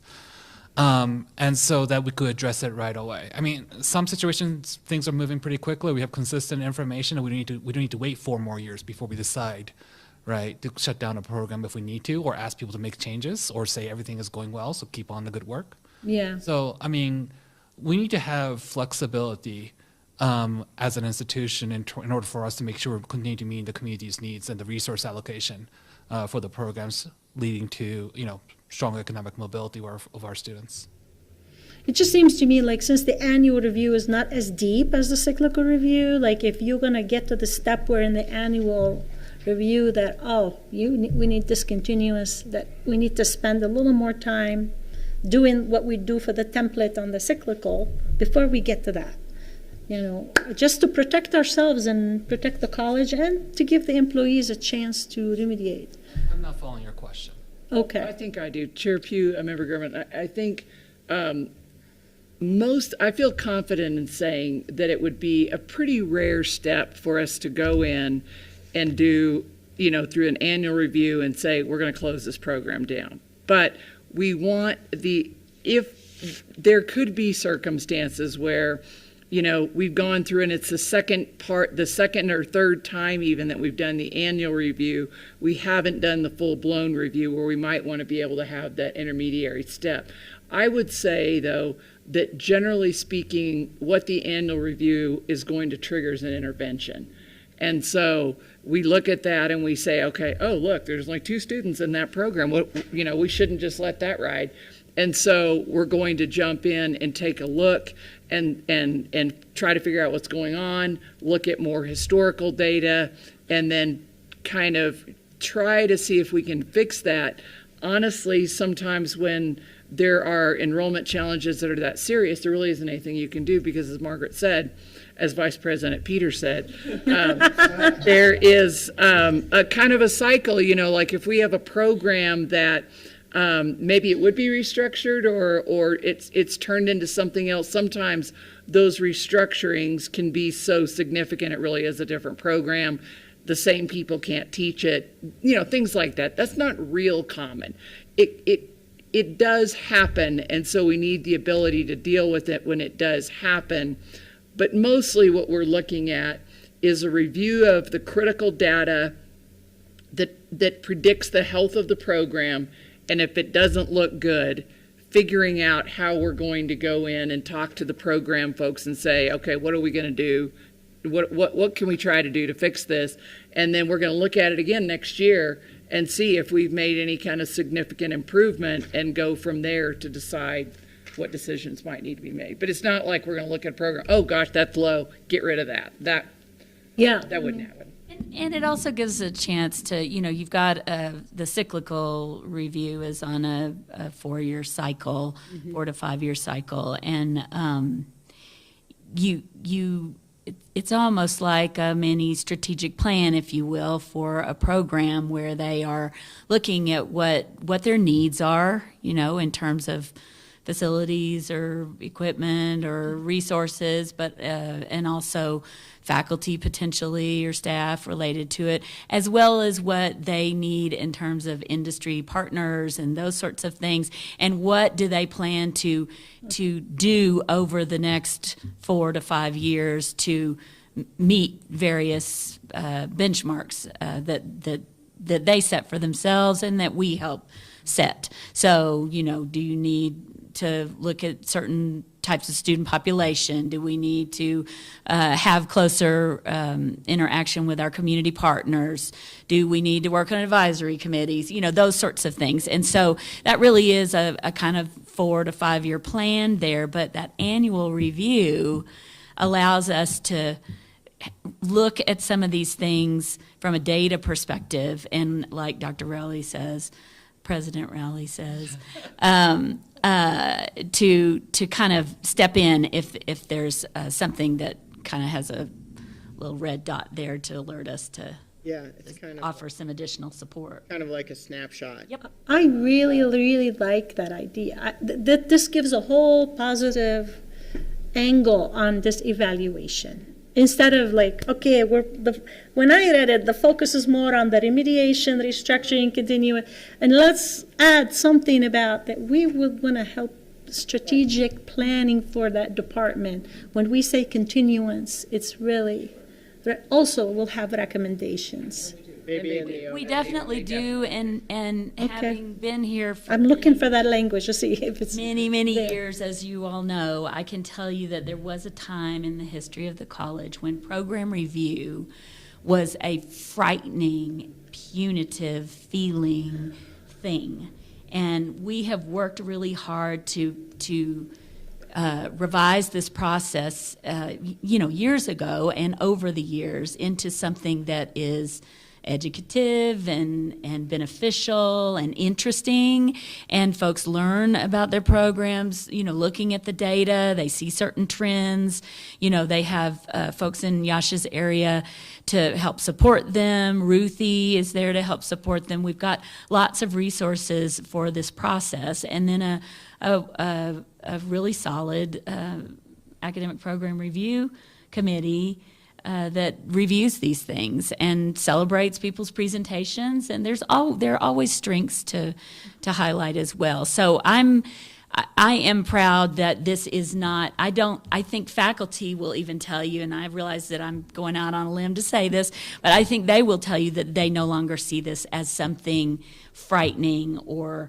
potentially punitive, that it really is a beneficial process all the way around. Helps them. If not a headache in part, Yeah. but Yeah. beneficial. It's a lot of Sorry. work for them. Can I ask a clarifying question now? Because now I'm confused myself, probably. So the standard academic program review, that's the cyclical one. I'm still back to the long one and the short one. Sure. And then the academic annual program review, that is the snapshot. That's the small one. Okay. So, have those correct. Then here's my comment. So the comment of the policy is SFCC Academic Program Review Policy, which then leads me to believe this policy is only about the snapshot, the short one, the annual one, right? Because academic, which you're calling the annual one the academic program review. We call the cyclical one the cyclical Well, and you program call the review. cyclical one the standard academic. Right, program. and so I think we're calling it cyclical right now because that has been Right. Board Member So that's Gurman's why suggestion. That's why I separate tried that to link them up, Yes. so that I'm in. Cyclical is standard. Okay, so if cyclical is standard and it's covered in this policy, and academic is the short one, and Annual. well, so down here you say, let's see, where did I? Of course, didn't underline that. They're both, I guess I'll just, So, well, wait, let me just say what so you have two things going on. You got the standard academic program review, and you've got, whether you call it your annual or your academic, the title should be inclusive of both. So if you're going to call it academic program review for the short one, that should not be in the title of the policy. It should just be program review policy. And then I would recommend under definitions that you have standard program review, which says a 2 to 4 year review process, and then academic program review or annual program review, whatever you want to call it, under definitions that says the yearly snapshot look. So that as you read through it, because we have academic program review, standard program review, and then I guess in here is annual as well. But anyways, those two titles, then use those to describe, because where I'm getting kind of confused is in some places you talk about, and I underlined a different document, so now I'm looking through this one, but for instance, I believe it's under the academic, under the policy process, you have the role of the academic program review. So is that the So that's the snapshot one? role of the academic program review committee, right? There's a Okay. committee who sort of shepherds the process. The total. Okay, so then if you're going to use academic for the short snapshot one, it shouldn't be in that title. It should just be roll of, because, and if you're going to annual, that's fine, but then make sure you, do you understand what I'm saying, Yash? Is if it's annual, define it as annual, because on that academic one, you say a quorum of the committee shall consist of at least 70% of the active members. Is that going to actually be part of your snapshot program review? Only the long one, the cyclical one. So then that's the standard. You said that's called the standard academic program review. Yes, versus the annual academic program review. Right, so then this one should say role of the, under policy process, role of the standard academic program review. Otherwise, you're... Under policy process, notice, I don't know if you have the same draft, but the word committee, so academic program review committee. So this is like to describe the role of the... But that's my point, is if the cyclical one you're calling standard academic program review, then it needs to be called that everywhere you're discussing. Confusing. I think this committee does both the annual and the cyclical. Well, no? that is the confusion. I see. I see. Right now, right there. You're right. It's like when I read through it, It's are not? they doing Okay. the short one and the long You're one? right. The reason why the policy A Yeah. talk about how they're involved in that standard academic program review process. But your points are all well taken. We'll try to clarify it so that it's easier to follow. So I think it's good what you're doing in concept, right? The one path, this is the short path, this is the path of the annual, and here's what we do, and here's the path of the longer cyclical one. Because back here under, I'm not going to find, oh, maybe I am going to find it, is that like you start talking about under review and recommendations, you say for standard academic program review process, right? So it's like, okay, so now this is the process for the longer one, because in that one you talk about they have 2 years to actually, the period of remediation plan shall be no longer than 2 years, but at least they have a couple years to kind of do their corrective actions and improve their program. So I was looking for kind of the, whether you want to call it annual academic program review or whatever process, right? Because you have laid out the standard one. So you've laid out the process for the long one. What's the process for the short one? Which you have C as the annual review, right? But it doesn't say, is that the process? Because you don't say process for that one then. We can. But you say process for B. So are these the process parts? Yes. I mean, this is definitely the situation of you guys know this inside out, but when we're reading it from the outside, we're like, wait a minute. And I've been doing that now for almost 60 days. So. And I had to go back to every sponsor and say, what exactly did you mean? Your skills are sharp. Yeah. So that would be mine, is just lay out in definitions the 2 separate types of program review and then the process for each. Okay. And define that. Okay. So here's another, I found the spot on page 4. I guess it's count, if you count one, if you don't count the cover page. 1, 2, 3, 4, 5 if you count the cover page, but it's page 4. You see, like under 3, it says the recommendation from the vice presidents may be different from that of the committee, in which case both recommendations shall be presented. A, program continuance. The Academic Program Review Committee may recommend continuance of an academic program based on formal review of the self-study and the presentation provided by the program. B, program remediation / discontinuance. And then you have Roman numerals, whatever. 1, 2, 3, 4, 5. I mean, it's all about what to do in case of the remediation discontinuance, but the program continuation doesn't have the celebration in that paragraph.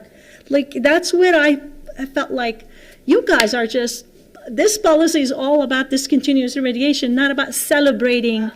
So maybe like add another sentence there that says the committee will provide strategic recommendations, something like that, like you explained it to me right now. So that's where I want to caution us not going even further into getting the procedures into the policy. So every single letter we have written over the last 10, 15 years includes accommodations, things you're doing well. These are the things that the committee recommends for improvement. These are the things the committee recognized, and then Margaret and I usually add things to it. Awesome. So we're happy to share yours one or two of the examples of those letters, and maybe that would answer some of your questions. I don't want us to get too far into the details of. One of the things we already did, is, as you can see from here, is removing a lot of the things from policy to procedures. I don't want to add it back in if that's. Don't add it back in, but you have 7 steps for the discontinuous remediation. It looks like a penalizing policy to me. It's not. It doesn't have the positive tone that you guys are explaining. So we will add something about. We'll put in something about something that's good about the process, right? As well. Yeah. When appropriate. Because in some cases we want to I know you want to keep things in procedure. What you put in there, depending on the decisions we want to make. Well, and I think to Lena's point, policy overview, maybe the statement is this is for continuous improvement, right, of the college, right, or something like that, to drive and focus on continuous improvement. I'm actually gonna launch off something Lena said though, under on that same page, under I guess it's under 3B1, you have, in the case of a decision for remediation, the program will undergo a remedial or corrective action based on a formal review of the self-study and presentation. And this is just about writing policies, right? Is in definitions, you've defined remediation, and now you've just for the first time introduced a new concept, corrective action, and you haven't defined that. And so, is it the same thing? Is it a different thing? But in my mind, you have corrective actions, not remediations, but you guys seem to like the word remediation, so much so you defined it, right? So, do you even want the word corrective action in there? Or if you're going to put it in, define it. Define it. That makes sense, or Yeah. maybe we just use remediation. Yeah. I don't know that it's different. Yeah. Well, yeah, it's probably just industry specific. So, anyways, that would be my last policy format type thing. Okay, anything else? Oh, yeah. Member Gurman? Uh-oh. No, If I could add We're jumping around. something Maybe I should give Zubis a chance to ask questions. I think President Rowley. I just want to add something, just a little bit of a clarification on all of those numbers, this is written, it's a big deal. Continuance is easy. You say we're continuing, we tell you you're doing great things. But in the case of remediation, it's incumbent upon us to provide a clear path forward for the programs that we're talking about. And so there need to be clear specific steps so that everybody knows that we're just not going like, remediation. And that this is the way we got to that point, and this is what the program needs to do now to move from that point. And so, there just isn't the same level of anything with continuance, because if you got that, it's kind of like, okay, you're good for now, keep doing what you're doing. But and I don't ever see this really as a way to protect the college. I see it as a way to protect the program so that they know this is what they're supposed to do. The expectation. And it's like we can't just come back and say, well, really we want you to do it this way, or now we've changed our minds and we want you to do it that way. That we've spelled it out, the process is clear, and we all know this is what it is, and this is what we're all expecting to follow. Yeah. And then if I could also add one more thing. So the way the CBA is negotiated, right? If there's what's written in CBA compared to what's in policy, the CBA trumps the policy. So some of the feedback you are providing, we may not be appropriate to put it in here right now, because even if we put it in here, the CBA will trump it the way it's written. Well, you could, you can compare there's those, ways. our recommendations. So I just want you guys to be aware. I don't want you guys to think that we're not we're not trying to do it in good faith effort. We will, of course, but there might be situations where, well, how it's written in the CBA trumps Sure. the policy that's being presented to you. And the law also trumps everything, but well, I've been hanging out. I think some of this is just clarification. Yeah. Some of it, making it a clearer, kind of better policy for exactly the same reasons you're saying, is understanding, everybody needs to understand the expectations when it applies to them. But some of it is just us understanding too what you're trying to say, so, yeah. And it could be that the continuance, nothing needs to change in the paragraph, but just in the definition, maybe what the continuance means. You know, it says here that the academic program is approved to continue its work. That's it? Or is there, I don't know, maybe that's where it needs to go, just like you were pointing out the definition. Good policy, and I think it's a great step We need this policy. forward with this. We appreciate it, and we appreciate your feedback.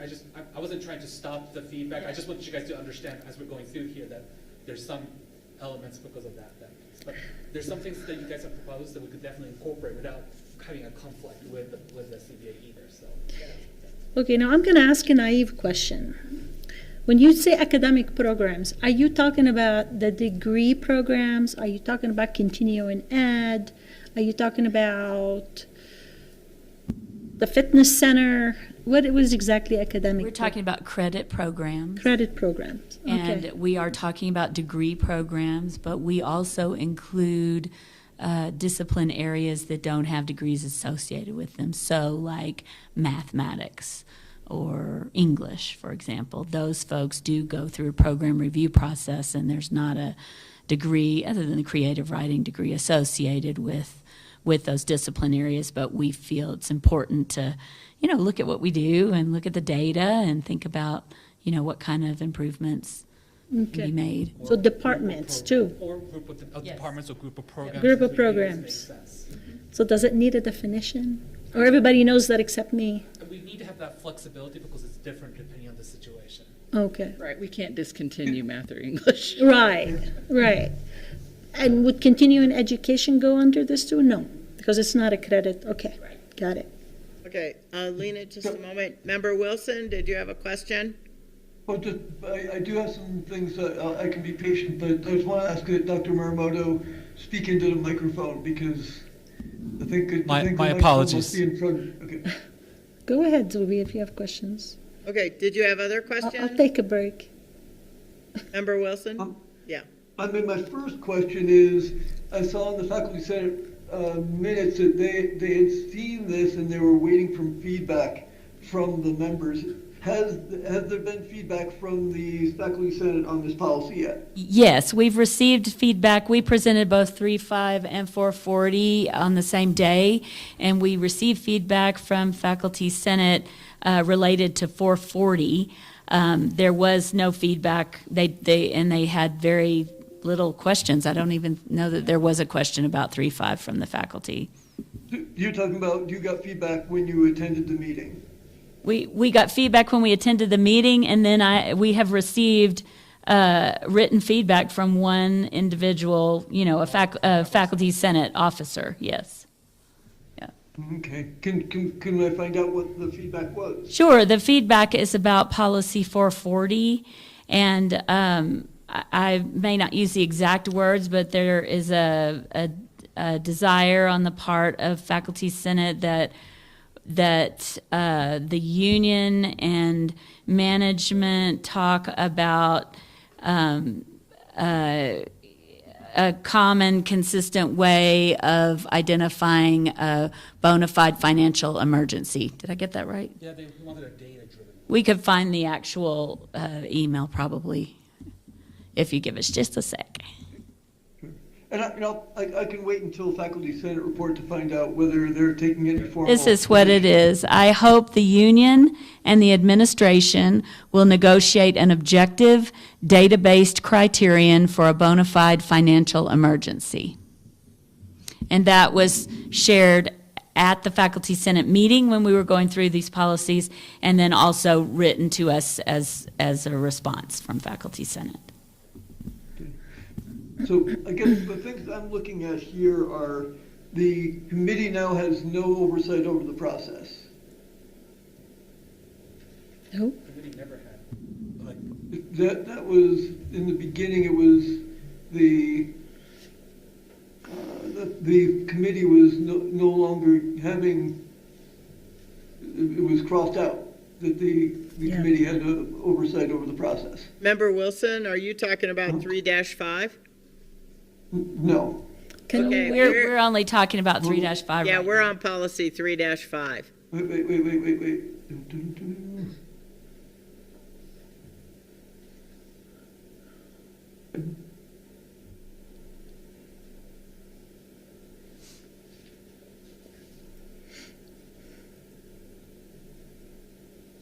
Yes. Let's see. you crossed out It said, who the committee is, members, but because you moved it to procedures. Is that what you're looking at? It did, it's crossed out, it says in 1A, it did say the committee shall have oversight over the process. And that's crossed out. Oh, yes, on page 2.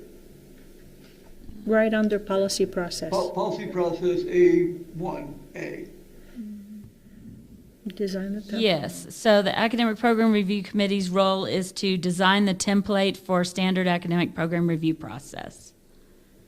So they will no longer have any, so I guess my concern is. I'm sorry, go right ahead. Go ahead.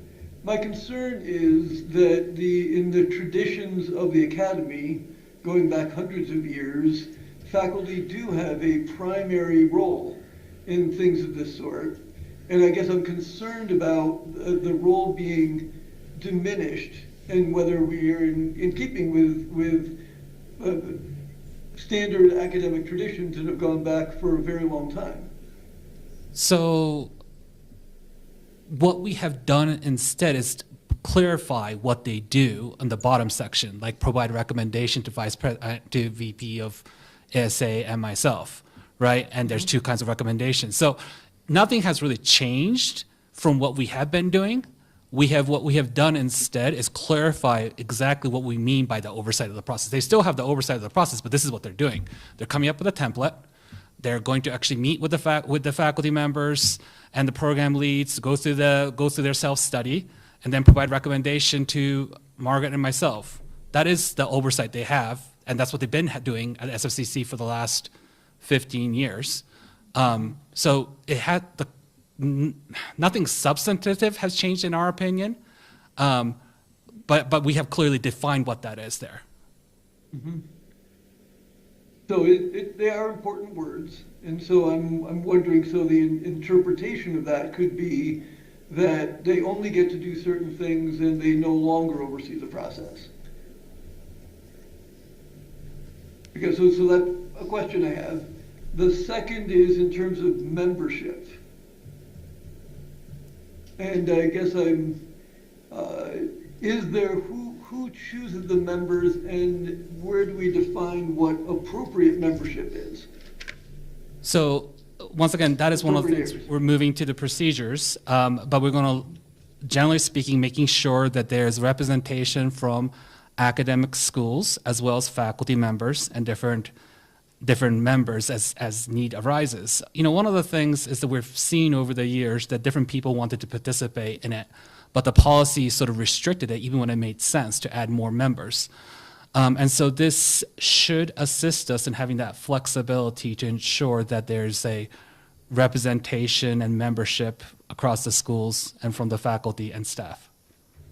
What role does the faculty senate have in choosing members for this, or who decides what are the appropriate areas and who actually sits on this committee in the end? So, do the departments have any role in determining who might be represented from their school? Does the senate have a role? So historically, we have gone to faculty senate and other parts of the schools asking for representations from each of the schools, and so we'll continue to do so. Okay, but that no longer is here.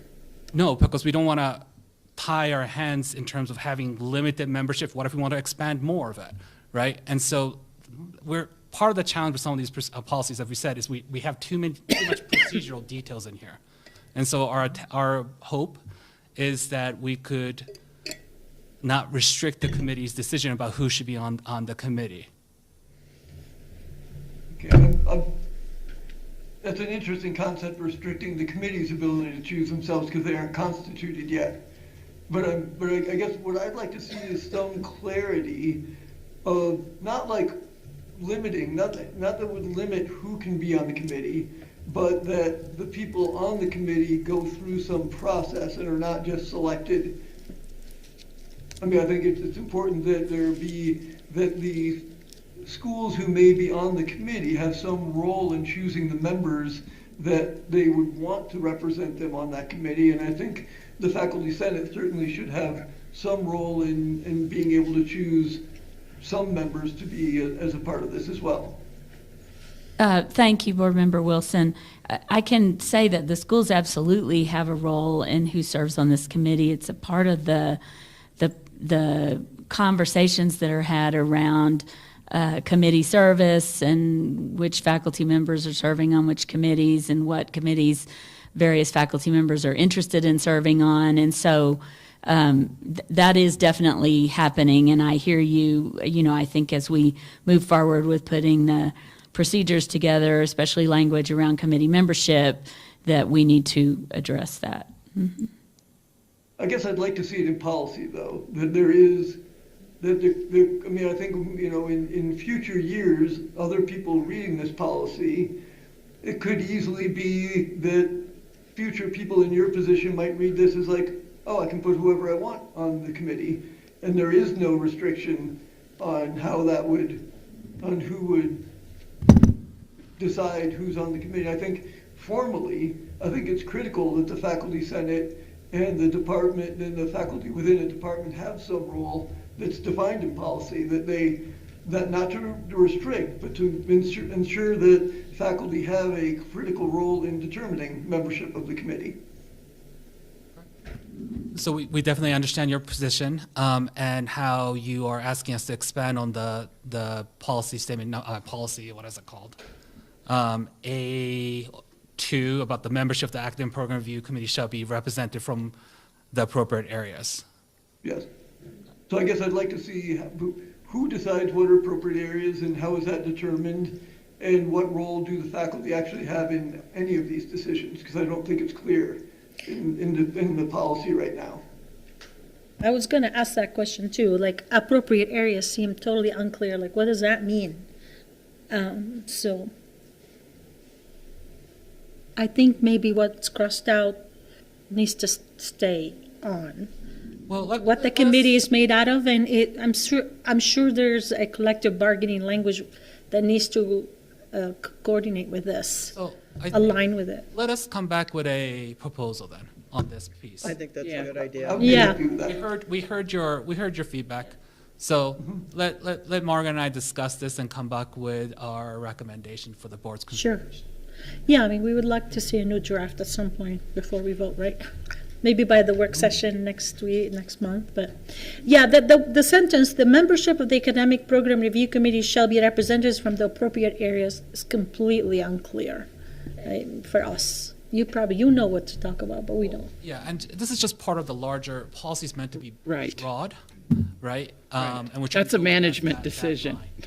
We Right. need to have some management decision by the college, right, to do. So to do maybe some of these more things. But I hear- definitive under appropriate area, but still broad as you Yeah, like. so that's one of the things we'll probably come back with. We're probably not going to come back with a recommendation of listing names like you see down here, but we might give a larger category clarification. Like, so that might be a good midpoint for what we're hearing and what the board desire and what we want to do there. Plus, I think it's good that one of your statements is a member that's will be deemed inactive upon missing 3 or more consecutive meetings. So even if you have recommendations and you put them on the committee, you still have the power and the authority to change them out if they're not showing and helping you with what you need. That actually happens. Yeah, I can imagine.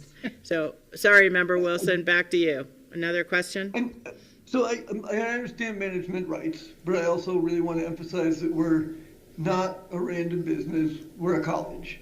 And there are traditions in the academy of faculty having critical role in these things, and I don't think that's something that there are many members of our faculty who are not part of the union, and I don't think negotiating away the fundamental role of faculty in guiding the institution is something that should be negotiated away. And I think it's the role of the board to ensure that those traditions are maintained. Sure, I agree with you, Board Member Wilson, and I hear what you are saying. I will say that I think that faculty do have an important role in the academic program review process, and they are a critical piece of it. But what I hear is that that's not clearly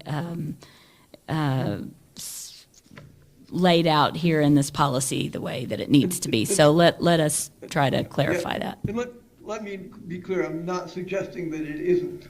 I get concerned when we write a policy of how people in the future might read it, interpret it, and potentially use it in ways that we never intended because the language wasn't clear. I appreciate that. Thank you. Okay, any other questions, Member Wilson? I guess I'd like to see also that if members being replaced, I think that there should be a role for the committee to determine whether they feel a need for members to be replaced. Not, again, a role that committee would play in deciding, oh, we lost somebody, we definitely want to replace them, or we think it's too late in the process and we'd like to, but I think it's critical that the committee has a role in determining whether or not to replace a member. Okay, noted. Anything else? That's it for me. Okay, thanks. I'm going to move us along a little here. Member Gurman, anything else on 3-5, or we're going to move to 440? Yeah, I just need a clarification of the process, especially on page 4. It sounds like a review and recommendation for the standard academic program review. It sounds like the committee makes recommendations to the vice presidents, and then the vice president make their own recommendations to the president. And they might conflict with the committee, they might agree with the committee. But all of that information goes forward to the president. Right. So the president will always know what the committee's recommendation was and what our recommendation is. I will tell you that it is very unusual, and I'm sitting here trying to come up with an example. But anyway, not a specific example, but I can't think of many times that we have not supported and carried forward the committee's recommendations and then added some of our own.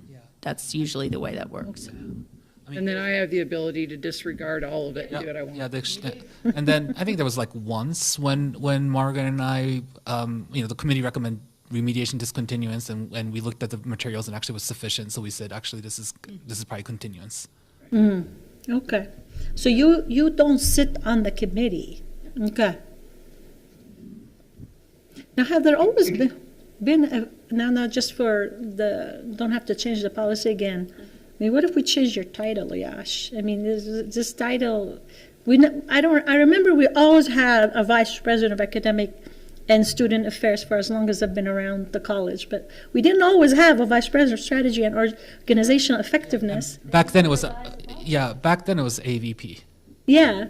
So I'm not at AVP anymore. So, but my role has evolved over the years and add additional responsibilities. And so we just changed the titles. And title changes, we could make changes as. If we change title again, we could have that to change the doesn't need to policy. go through anything really. Whenever this title changes, we have the power. I mean, you guys have given us the power to make these. Those kind of changes. All right. Substantial changes.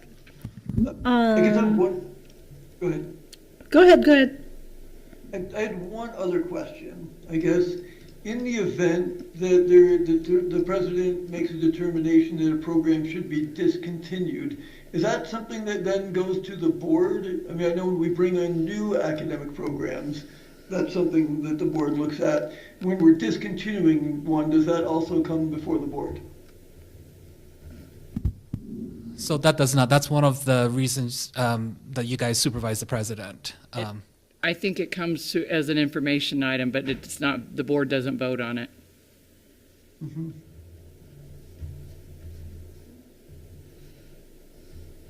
And this is a amended policy, or this is not a brand new policy? Yeah. It's revise. So it's always been that way. Yes. Okay. I'm good with this policy for now. Okay, so here's what I would say is, we have a couple members who aren't here, right? And they might have, I appreciate you guys answering all my questions, all of you. But yeah, and it always makes for a better product for sure with all the input. So I guess I would just say we look forward to seeing it again at the next meeting, at the work session. But also, please just bear with us because the other two members might be here then and have questions as well. Yeah, I'm gonna ask the same questions. Yeah, same. Hopefully it'll be clear by then. Yeah. We'll get it with them. Okay, are both of you doing 440? Okay, moving on to the next policy. We're doing the first reading of SFCC Special Circumstances Employment Actions Policy. So, like the previous policy, this has been updated and clarified in alignment with the CBA.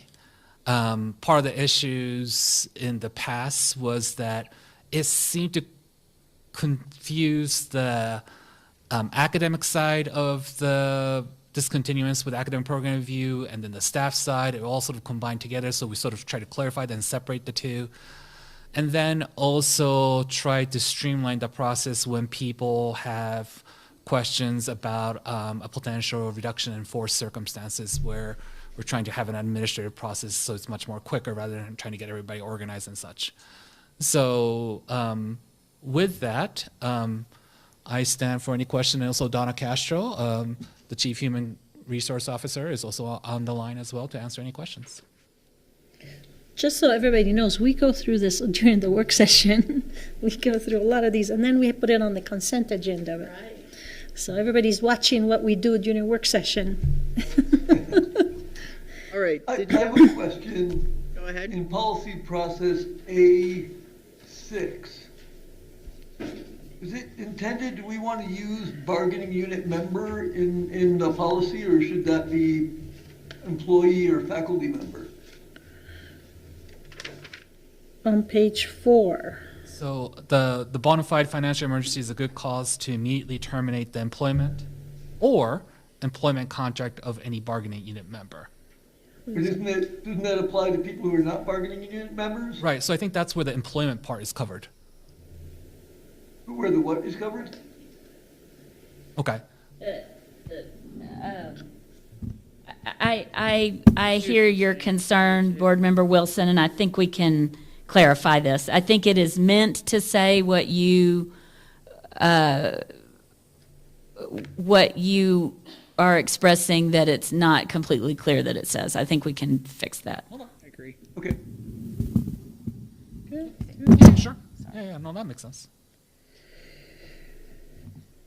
And have we always had the number 3, the president shall notify staff senate and faculty senate at least 2 days in advance of any governing board meeting scheduled in which a vote or discussion on a bona fide financial emergency? There was something similar right below, if you see the parts that's crossed out. It wasn't exactly the way it's written right now, but that was one of the things that was negotiated with the faculty union. Okay. Yeah. I was trying to remember, I was at the last meeting, I was at the meeting where we voted for a bona fide financial emergency, and I was just trying to mentally So if you look at think the who was cross there. out, no, those are good questions. So if you look at the cross out section, it says like if the president shall consult the appropriate shared governance groups, right? So that was the part Right. that was there. So now Okay, there's like okay. a little more clarification about that piece. Okay, page 1. Scope and applicability. You crossing out in circumstances in which the college, through its governing board, has determined that a bona fide financial emergency exists, has decided to discontinue a program, or has decided that an office or function must be restructured or closed. So you strip the governing board from all these powers, then you put it back in the policy about the bona fide financial emergency, that we decide that there is an emergency, a financial emergency. But I guess in this policy, it used to be, or the current policy says that the governing board, am I reading this right? That the governing board decide to discontinue a program or to restructure or close a function or an office? Becky, President Rowley, do you want to talk about that? So, yes, Madam Chair, Member Gurman. So this, we're just moving it out of the particular scope and applicability of the policy, but you are absolutely correct that the governing board retains really the only, they're the only group, the only entity that can declare a financial emergency. And so that is still completely the purview of the governing board. I mean, you can get input from anybody you want, but it's ultimately your decision. And so it's just moved to a different part of the policy. And so we've just sort of clarified the scope to say that, really that what the policy is talking about are these special employment circumstances and our employment actions and termination because of a financial emergency is that kind of special, the most special, I would say, employment circumstance. So we're just trying to clarify the scope there. But the current policy then gives the governing board the decision-making power on discontinuing a program. And you have it still. No, we don't have it. We just discussed that. We don't have it. No, you do have it. Under a bona fide emergency. Yeah, Only under bona fide emergency. yes. We and can. you have the ability to declare the bona fide financial emergency. Yeah. Yes. But Yeah. this just relates to that? Yes. Not relates to discontinuing a program based on the program review? No. No. So the college can close the program when there's a financial emergency, but you have to declare a financial emergency. I understand that piece. But this policy is about all the special circumstances regarding employment actions. And there's a whole section on the financial emergency, but then there's a whole bunch of section in this policy about just what are we going to do, what notices we're going to give the employees in case of reduction in force. Not necessarily because of a financial emergency, it could be because of a program review, right? It could be because of the financial emergency. In this case, most of the policy process here becomes null and void. Or if it's through the regular process, the president and the appropriate president's direct reports recommend some sort of restructure of some kinds, then it goes through this kind of process. And so but the board's primary role in this particular policy is the determination of the financial emergency, whether or not that exists. And so that's the purpose of this policy. If you look at what's been written before in the current structure, the board has no other role other than really the financial emergent piece. They're not the one who's deciding which program stays, which programs goes, that kind of thing. That usually happens with the conversation with the president and the board, as President Rowley just talked about. I'm going to go read the current policy, but I mean, I'm just seeing it stricken out right now. I think it was misplaced that way. It wasn't written properly, and that's the reason. Okay. Because anything relating to governing board authority, usually lies in policy 1, not in policy 4 about employment action. You guys don't oversee anybody other than Becky. So, okay, now this one's confusing to me where I thought I had it square, but I'm so sorry. Well, the idea is, it's because when you read through your own lens, right? And so can the college have a RIF without a bona fide financial emergency? Yes. Okay.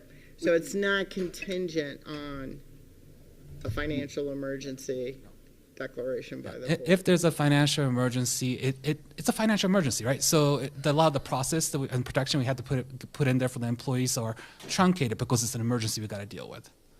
However, if it's not a financial emergency and we say that this particular office no longer is needed, and I don't want to point at any program, but let's say there was a hypothetically point to the typing strategic program, and typing program, right? Like there you go, underwater basket weaving program. In that case, we might make a strategic decision that we need to go through the reduction in force process or restructure that, right? And in that case, there's the list of protections and the process that we need to go through. However, we don't need to necessarily declare a financial emergency for that. Right, there's a specific process to do a restructuring that involves all of the governance groups to a pretty high degree, so that you don't just say, we're restructuring. You have to go have a conversation, talk to everybody, get feedback, make sure that this is the right thing to do.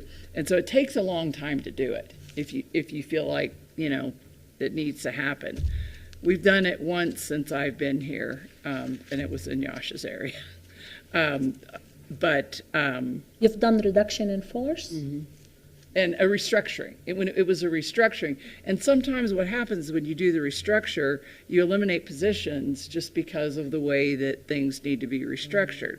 Mm-hmm. That's kind of typically what happens. But you can't just do that.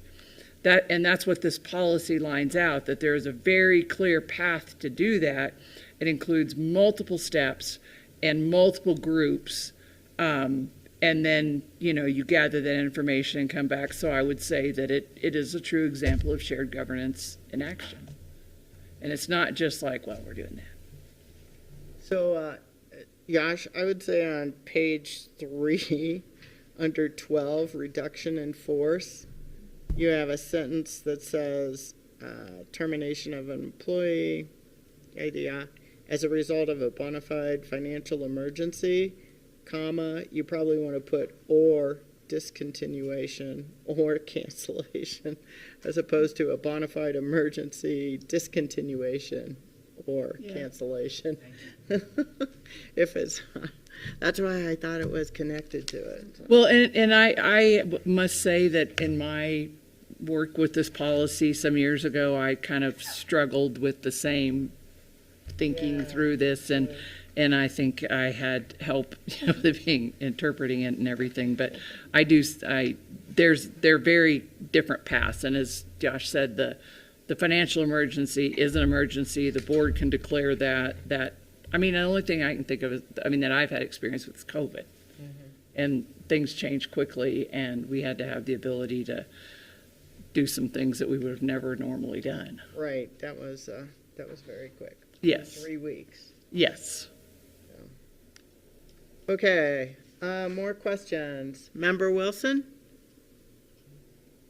I guess you got the feedback on the other policy from a faculty member who suggested that there be some way of some criteria for determining a financial emergency. And I think if we're looking at this and this is where that language would be, I think that the board's review of the finances of the college, in not limited to, but including the composite financial index, because that seems like the indicator we get that best indicates the financial health of the college. Yeah, my only concern with that would be that's an indicator that's after the fact. Yeah. And so by the time the numbers are low on that composite index, you've already gone off your cliff. Well, that's why I said including, but not, including, just making that one of the things we look at. Well, I think we could certainly have a discussion as a board on things we might want to look at. Look at everything. Yeah, At least we're going to look at everything before we make that decision. Yeah, the nature of these emergencies are, they're almost like black swan events, right? And at least the last one was. And this first 7 information items are verbatim what's in the CBA. Mm-hmm. So if you guys change it here, it's still going to be applicable from the other version is going to. Okay, so these 7, are including number 6 that you're going to rephrase. Even number 6, which I'm They're going to look at again. Yeah, the one. We're going to have to rephrase it. Yeah, we're going to have to might have to take that back. Yeah. Well, I think the policy doesn't have to be word for word exactly the same as the collective bargaining agreement, but I think language that strays from the collective bargaining agreement into policy, probably we should be careful about that too. Yeah. Because referring to bargaining unit members in policy, I think that belongs in collective bargaining, but not in policy. Yeah, I think you're Board Member Wilson, I think you're right on number 6. On the number 6, we could definitely talk about that clear for the employees who are not covered by the CBA, and so that's clear, yeah. Where you crossed out says a bona fide financial measure is good cause to immediately terminate the employment or employment contract of any employee. I don't know, that was the original language that you crossed out. I don't know if that helps. I have a question on page 5, and this has to do with policy, the policy we just discussed before. You might want to just fix the language there because number 3 there, a discontinuation of an academic program occurs only after a formal academic program review process. So is this the standard one, the cyclical one, the annual one, or both? But you have that mentioned here, the academic program review process, and you say a formal. So we don't know which one it is. Both, either. In Yeah. accordance with policy 3-5, so that would include both of them. Yeah, but it's not clear. Well, I mean, I guess in a bona fide, I don't know if they're saying it right. Financial emergency, if there's time for a formal academic program review process. So you might be talking about the annual one. Yeah. So, I mean, it could be annual or the formal one for that particular information item. Just thought maybe it needs clarification. And then the line after that, notification of the likelihood of a program discontinuance shall be provided to the impacted employee as soon as a decision is made. You mentioned this here, but you don't mention that in the RIF and the Ref A, like the section way before that. I mean, this is in the bona fide process A. You know, like you don't tell the employees, but in B you do. In the reduction in force, you do. But anyway. So your feedback is we want to make sure that the employees are notified, impacted Yeah. employees are notified as soon as possible. In all A, B, and C. No, I hear you. Okay. Or, I mean, they're gonna know. Trying to see here. In C, restructuring of an academic program or function based on analysis of workload, blah, blah, blah. Number 1, restructuring or closure. So you're using the word closure now instead of discontinuing. Also in 2, you use the word closure. Maybe you want to match that with the other policy and use discontinuance. Or we could clarify. Or clarify. I understand. Because it's also not clear, are you talking about academic program or just Yeah. And the academic program is more using the academic Function. language. Here we're using HR language. Uh-huh. So I think that's the reason why there might be a mismatch there, but we could definitely take a look at that. And mentioning the HR language, I noticed and I'm jumping way down to page 10. Yeah, there's a lot of places where I thought it should be HR, but it has the Vice President of Strategy and Organizational Effectiveness. It's like at least in 3 places. I'm like, because we were going through the steps, I'm reading the steps, and it sounds like HR is the one who has to respond back. And, I can point them to you if you want. But Sure, maybe you could point to me later. But in some cases, I mean, HR does report to me. And so in some cases, it's appropriate to have it at the Chief Human Resources Officer's level. In other cases, it's more appropriate for it to be done at my level. Well, I think again- I'll point it out to you Yeah, no, because I it seems from what I was reading it, all the written communication and appeals back and forth, it started with HR and then at some point on page 10, under paragraph 4 and 5, it switched to the Vice President of Strategy and Organizational Effectiveness. Okay. Or designee. Like some cases, it's about decision. Like if you think about who's managing the process, HR is managing the process. If you're talking about who's making the decision about certain things, that might be appropriate at the vice president level. Oh, So that's okay. the difference. That's the distinction there. I'm not going to manage the day-to-day process of how HR facilitates this process. However, I might be the one who says this doesn't need to happen.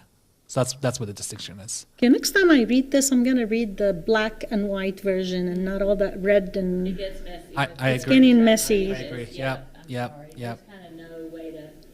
Yeah. Yeah, we asked for that, though. No, we like it as a first reading, but my second reading, it's like, yeah, I want to just, it has to make sense without looking at. Okay. No one else have questions but me? Keep going.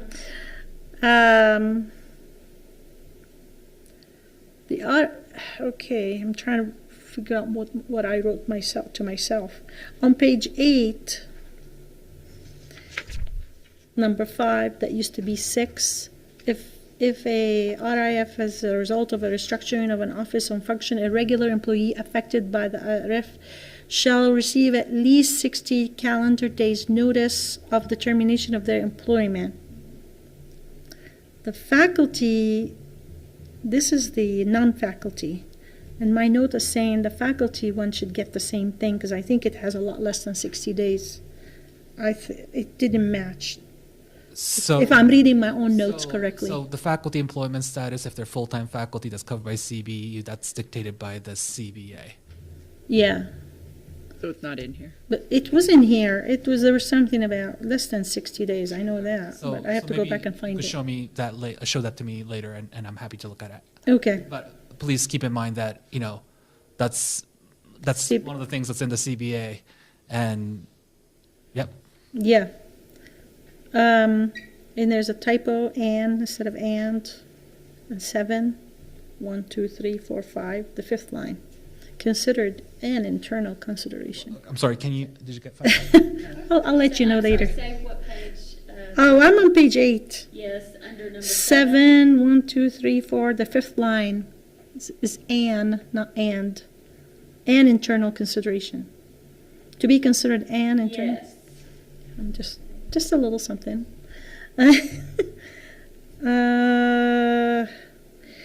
On page 9, 5, regular employees shall be provided with an opportunity to respond to the notice of termination as a result of the RIF by submitting a written request for a meeting with the chief HR officer within 10 working days. And then it says the date of service of notice shall be the date by certified mail and email to the regular employee. What's not clear in this whole thing is written request by mail, by email, and if it's by email, then are we talking about personal email, SFCC email? So there's a policy that's separate from this that talks about college email is the official communication with an employee. Okay. But when you're asking the regular employee to provide a written request for a meeting with HR, is by email accepted as a written request? Yes. And it says that in another policy? No, but we don't need to, if we get a written request of email or written request by letter, it's both applicable. Well, it's just because you mentioned the mail, by certified mail, in the following 2 lines, that made me think, okay, we need to clarify. Since you mentioned that, certified mail, now I'm all of a sudden like, okay, so HR is sending certified mail, but now is the employee sending certified mail or not? And just want to be clear and even and fair on both ends. Okay. Okay? So maybe you want to clarify it there.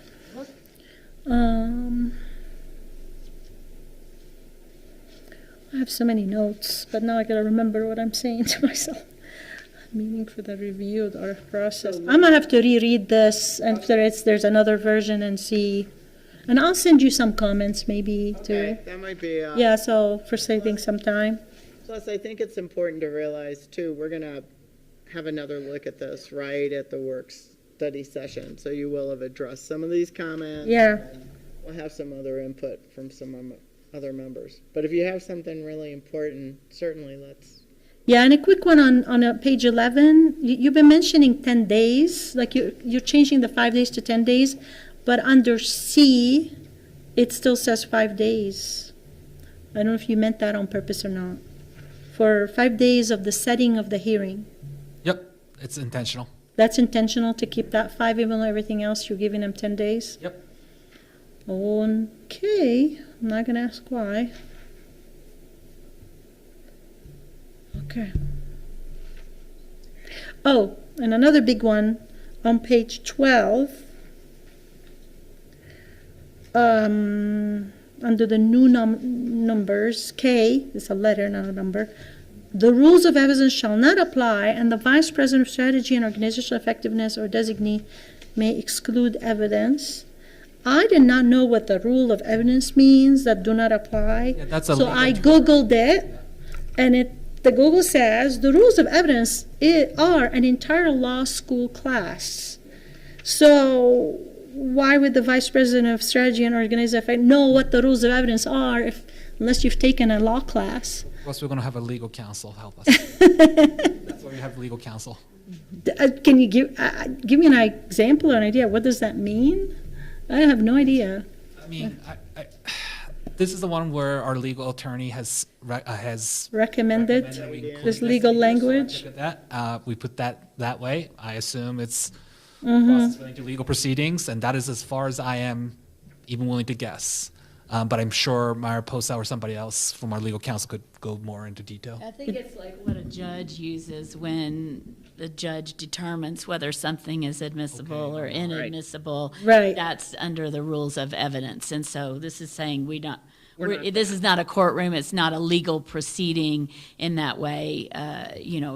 As a hearing, it's not a legal. Okay, it shall not apply. Okay. Yeah, it just gives a lot of power to the VP to exclude evidence, to allow witnesses, not allow witnesses. That's how I read it. Yeah, and that's partially because of our legal experience in some of these litigation cases that they recommend to put this in here. Okay. I'll give it another, I'll read it again, see if it makes more sense now that we have went through all this. There's also, at the conclusion of the hearing, the VP or designee will prepare a report for the president, summarizing the facts, but at some point in the beginning, you ask for an employee's written statement. It doesn't say anywhere here that the employee's written statement also goes to the president for consideration. And again, Is it at that point? I mean, once again, we're not going to go into this as it is pretty detailed process. If you want us to make another Very detailed. great, we're going to have a comprehensive report to the president about here's the employee's position, here's the examples, here's some documents, but I'd be hesitant to go into great details to that extent in our policy. I mean, I just add in a sentence or a phrase says, including the employee's position, where it says the VP is going to prepare a report. I feel like, I know at least of one case when, I don't want to talk about it. Okay. So Where an employee who's been fired or let go sends their own written statement directly to the president. Sooner or later they're going to hear about it. The president's going to hear about it, so might as well be part of your report. I mean, we're not. Yeah. We're not trying to. Stop it Yeah, from putting it in there. I'm just trying to have the complete picture. And When the employee gets to present evidence at whatever hearing you have, that's the whole purpose. but you're not there. That's why I'm saying it. Their position needs to be mentioned at some point in the report, I mean, once because again, you make the final decision. one thing I want to just reiterate is this is something we will definitely take this in, but please keep in mind when we review this, we'll also talk to legal about whether or not how much can we deviate, right, from what's already in the CBA and what's recommended. Of course, the decision is up to you guys. However, I just want to make sure that might be limited there. We want to make sure you're all protected, but we as board members have heard from disgruntled ex-employees too. And it's like, and we go back and say, well, have you presented your position to them? And you're asking me to present it? You should have been, have you went through the process, right? We want to make sure that they have been heard and not like, oh, they're telling us, but they haven't really went through the process. And this is very important, it's policy. Well, I completely And hopefully it would be less headache for us even, So, if everything goes as planned. So we'll take a look at it again. Thank you. All right. Is that it, Member Gurman? That's it for now. Okay. All right. Thank you so Member much. Wilson, did you have any follow-on questions? I think I'm gonna wait until the work session. Okay. All right. Sounds good. Well, thank you very much. I don't know, you Thank guys you. realized we'd have so much interest. I warned him. This could be our most important. This is important Yeah, policy. these are very important policies, so thank you. I mean, this would Okay. help us avoid lawsuits and stuff, you know? Only fair. Maybe. All right, moving on to the next section, communications. It's the Faculty Senate report and Dr. S.J. Miller, who is here. Yay. We can hear you. No excuse of bad connection. Good afternoon, Good afternoon. Chair Pugh, President Rowley, Member Graman, Member Wilson, who I believe was up there, and Member Siegel is not here, and Member Vice Chair Quintana's in here. He's not here. And you all wherever you are. Just a few updates before we get into our spring break. We had a pretty lengthy discussion talking about our process for minutes for the future, and I think we have a pretty good plan going forward. We had a visit from Laura and Corey about Policy 77, Information Technology, the incident report, and I know that'll be coming forward to you all. We also had a discussion around the annual leave policy, 435, from Laura and Donna. We only have 2 remaining meetings for the semester, April 11th and April 25th. It's hard to believe that it's coming up soon. We will have 2 positions to fill, and currently we are soliciting names, so we'll be looking for a new vice chair and a new secretary. One of our initiatives has been postponed, as you know, due to a resignation on the board. So our Indigenous Flag Initiative will probably kick back up in the fall, hopefully, of 2025, just so everyone's aware of that. We are also currently active in finalizing our details for a big Culture of Hope Day, and if you have an opportunity to come, it's on April the 16th from 11 to 2 p.m. And currently we have almost 40 guests from around the community who are coming to celebrate what Culture of Hope means. It should be a really beautiful day. The next thing is we had Bolton come to our the survey on compensation, the results were presented to us, and I just want to provide a couple of comments about those. I know that some of the union members will be talking a little bit more in depth behind me. So first of all, we had a pretty lengthy discussion about the survey and using shared slides. And some of the key points that we learned about was that the current pay matrix for full-time faculty, which were highlighted that the entry-level figures nearly match the current pay, while proposed midpoints and maximums are significantly higher than what we received. A concern was raised that the study did not address salaries at all for adjuncts. There seemed to be a big hole in our adjunct pool, and I know that they were meeting today to have a discussion about their concerns over adjunct salaries. The discussion also examined how the cost of living factors are compared.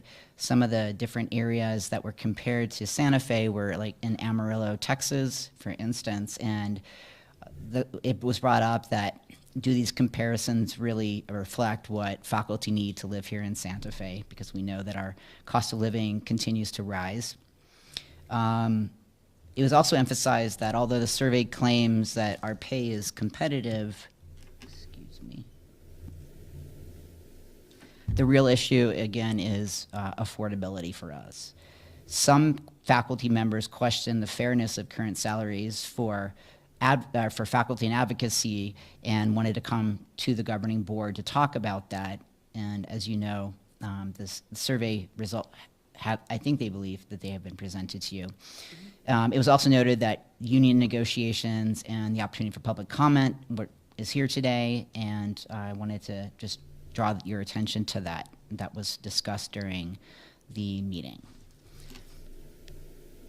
We were also given some follow-up from HR. We were provided the slides, and we know there's a dedicated web page with a video of the event.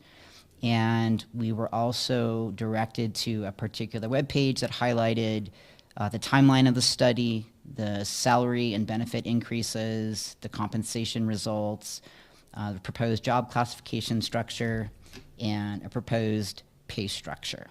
And there's also answers to FAQs. I know there are more questions that will be forthcoming. And these materials are also in our Workday Learning portal. So that's about it. I stand for any questions, or sit for any questions. Thank you, Dr. Miller. Any questions for Dr. Miller? My only question was back to your report about the students who can't register for a class because seniors have been registering, and that there's been a change there's always been a 24-hour lag, and that maybe, I don't know if there's been any resolution to that issue. I know that Dr. Weissong is working on that. So Okay. I don't have anything else Maybe to we add. can find out later, next time. Okay. Okay. Member Wilson, did you have any questions? Yes, I'm wondering, in policies 3.5 and 440, I see that there was a presentation and there was at least one member who was interested in what the details of how we go about determining a RIF. I'm wondering, is the Faculty Senate reviewed, is there any official position of Faculty Senate on either of these policies, or is there any suggestion of any amendments the Senate would like to see? Well, we sent those forward. We had guests come and present those to us, Member Wilson, and those have been forwarded to Yash and to Margaret. But does the Senate have any formal opinion that they're bringing to Governance Council on how they feel whether they like these policies or don't like these policies? I don't think we had a like or dislike. All I can say is I think the questions that you posed to the governing board, or your responses to the governing board, were certainly discussed, and I think we feel resolve about how administration is going to be addressing those. And I think, Margaret and Yash did a really nice job of clarifying those points.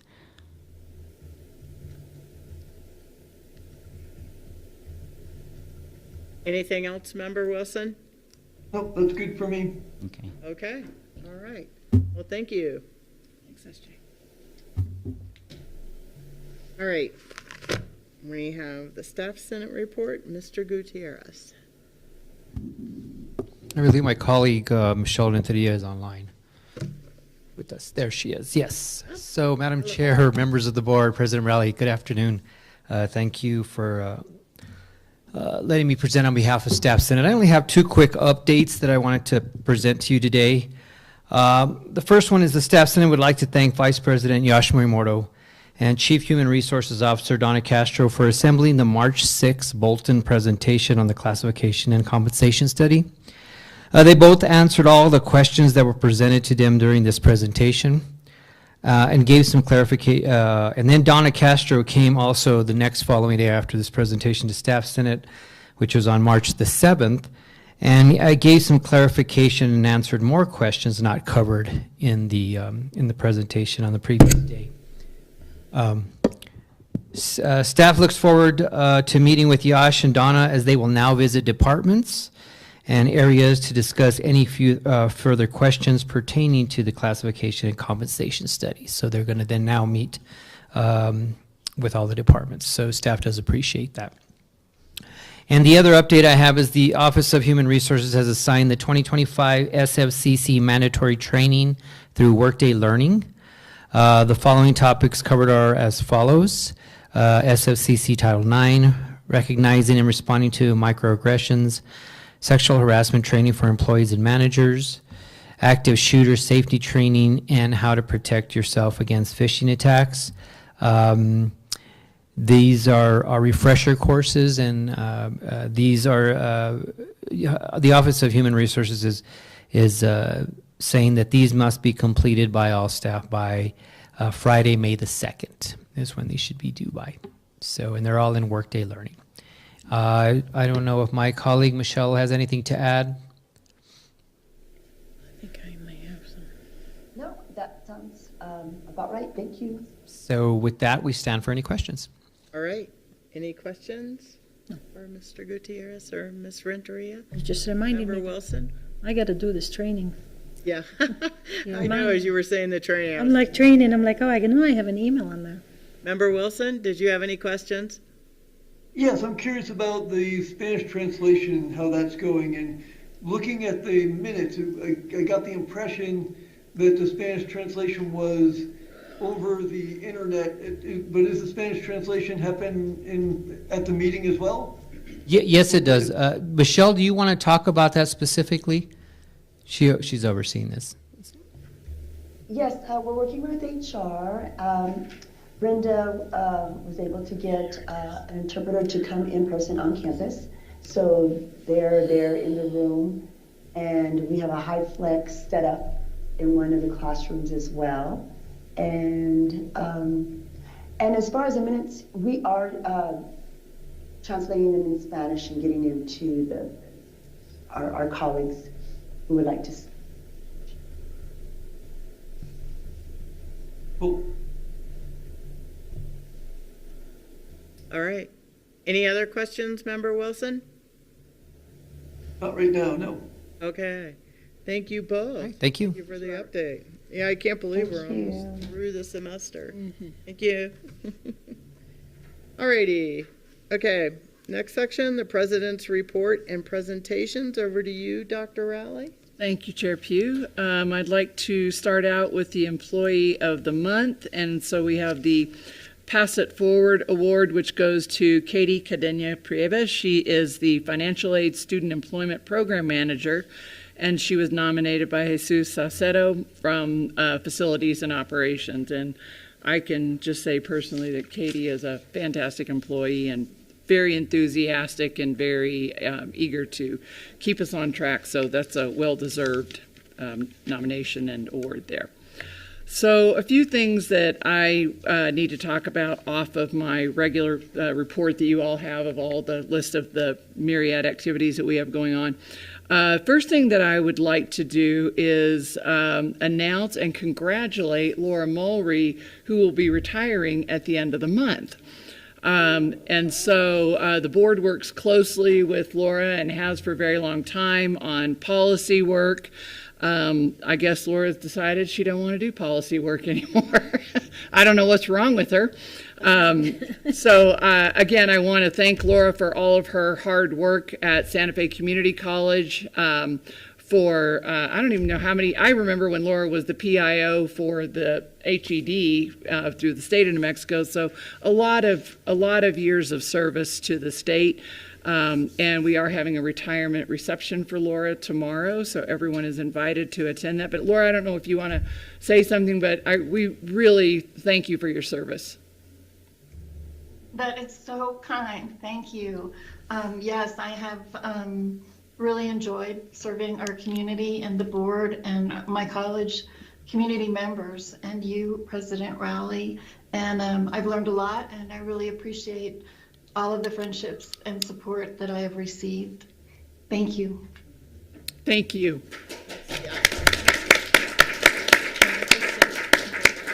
Yeah. Laura, this is Jody Pugh. I just want to thank you for all your support and everything you've done. It's been a pleasure working with you. And I would just tell you, I bet you're going to love it out there in retirement land. Everybody says that. Everybody says that. Yes, they do. So thank you very much. Thank you. Thank you, Chair Pugh. Thank you, Laura. And Laura, I remember when you first came in and we worked together in the grand opening of the Trades and Advanced Technology Center. And That's that was right. a lot of fun working with you then, and it would forebode many, many years of working with you on different projects, and thank you so much for your service. Thank you. That was 15 years ago, 14 years ago, Zuby, so yeah. Thank you. Thank you, Laura, for working with us, and sorry if I drove you away with that policy 1-2. Not at all. Thank you. Thanks. All right. So I want to start out with a few legislative updates that so the session ends at noon on Saturday. There have been a lot of bills that I was, just getting a text just a little bit ago about one that might still make it through the House, through the Senate in the next couple of days. So things could be different than what I think they are right now. And then, of course, the governor has the ability to veto certain language, and so that could change things too. But right now, one of the bills that we've been tracking pretty carefully this session has been House Bill 64, which is the tuition bill that Somos Pueblos Unidos has been running and I think very carefully shepherding through the process. It's passed the House. It is supposed to be heard in Senate Judiciary, I think this afternoon. I didn't know it was going to get on. And then if it passes there, then it'll probably go on to the Senate. But this bill would change the anti-discrimination clause in New Mexico to where immigrants would be able to receive the lottery or the opportunity to lottery scholarship and also the GROW money for non-credit training that we all are able to offer right now. It would change by offering a proxy for citizenship, which would be either 2 semesters of adult education or 2 years of paying New Mexico income taxes. And so if a person can clarify that they've done either one of those 2 things, then they would be eligible for this free tuition. And there's been a lot of support for this bill going through, so I hope that they're able to do it. As somebody announced, and I don't even remember who it was, the paid family medical bill did not make it through. I was kind of surprised, actually. We'd been told that this would probably be the year that would make it through. I'm not exactly sure what the hang-up was, but it was over some technical pieces in the bill, I think, that there was not agreement on. And what ends up happening with a lot of things, good concepts like that, is that there just isn't enough time left in the session, and so they don't make it through. Senate Bill 266 also, I would say died, but I think I could maybe say that was killed. This was the Attorney General's bill to require all higher ed contracts to go before the Attorney General's office. They amended the bill a little bit to take out the Board of Finance, but it would add a 30-day period in really to any kind of hiring process. We know why the bill was out there. They did amend it to really kind of focus on separation agreements, which I thought was a good move. But again, I think maybe if they want to work next time, they might be able to get a little bit farther along with that. But was it Senate Bill 9? Lena, you might know this better than I do. The one about board training that requires mandatory board training did pass. That's going through. Yeah, that I think is already done. Yeah, and passed. so yeah, Houses. both houses, unless the governor does something to change it a little bit or whatever. But this would require HED to offer training to all governing boards, whether they're regents, whether they're elected boards. And so that, I think that's a good thing. I think they've been offering it kind of pretty haphazardly for probably capacity reasons, but this will make that happen. As far as I know, the budget still has 4% in there for compensation. One interesting caveat to that, though, is that there is language, and Board Member Gurman alluded to this a little bit, that there is language now kind of all over the place for outcomes for colleges. So the 4% is in place, but they will reduce our funding if we don't show enough increase in persistence, student success from semester to semester. So that's something we're going to have to look at, like what the outcome of that language could be. That we'll have to be talking about how that will be institutionalized for us. There was also, the Senate added in 14 million, I think it was, for a New Mexico State online venture, which I still don't know. This was more of a concept than a plan. They asked for $40 million. They got $14 million. They're supposed to create some sort of an online hub where all colleges are supposed to be part of really a New Mexico State venture. I think it's highly problematic, mostly for a bunch of four-year colleges who are not real happy about it. So we'll see what happens with that. But supposedly there's some money in there for everybody, but there's no distribution method or anything like that in the bill. So I'm not real sure how that will work out. There was funding in the last Senate version that I saw last night that had the $20 million of GROW fund for non-credit training, again, for next year. So that is a really good thing. One other, I mean, it's kind of odd. So Member Gurman, you may be able to help me out. You probably know what I'm going to talk about. So there was a bill, it's been a bill for a long time, that would require teacher prep programs to teach the science of reading. Oh. And so there was a standalone bill. The bill got in trouble. It was having trouble making its way through. There were some amendments to it. I still think that it kind of it looked like it probably wasn't going to make it through. So that concept of requiring the teaching the science of reading got amended to a different bill that has nothing to do with teaching anything really. And so that made it through. And so what the bill also says is that if we're not teaching, and I'm not sure if it's exclusionary as it was in the beginning where we could teach only the science of reading, but that our funding can be reduced by up to 50%. So that is about as punitive as anything I have ever seen in my 35 years of doing this. So we'll I realize that affects you guys, but it doesn't. Yes, because we have a teacher prep program. Yes. For reading for elementary school teachers. Yes, yeah. It does.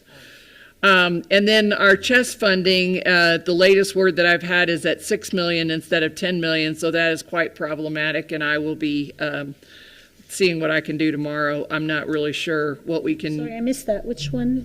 The chess funding. Oh, chess so funding. Yeah, the plan was, and what was laid out for us is that we get half of it from the House and half from the Senate. We got half from the House. The Senate did not give us anything. And I really, what's going on, I think, is that the all of the federal maneuvering has really cause the legislature to really back up and not be nearly as generous as I think they were intending to be 60 days ago.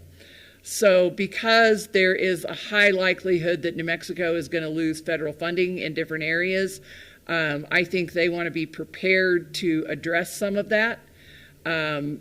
We probably need to be prepared to address some of that. And so things that they probably would have more easily funded at higher rates, they're just not. And so they're keeping more in their reserves. The governor's indicated that she's likely to call a special session to deal with this particular thing right here. So that's kind of, it's really just sort of changed the dynamic of the session, I think, in the last couple of weeks.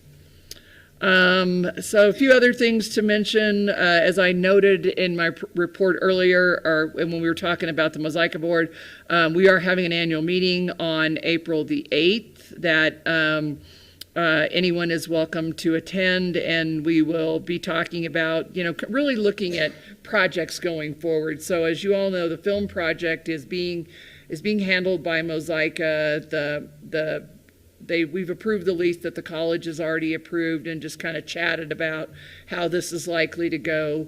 But we'll, look more at what other projects might be a fit for that entity.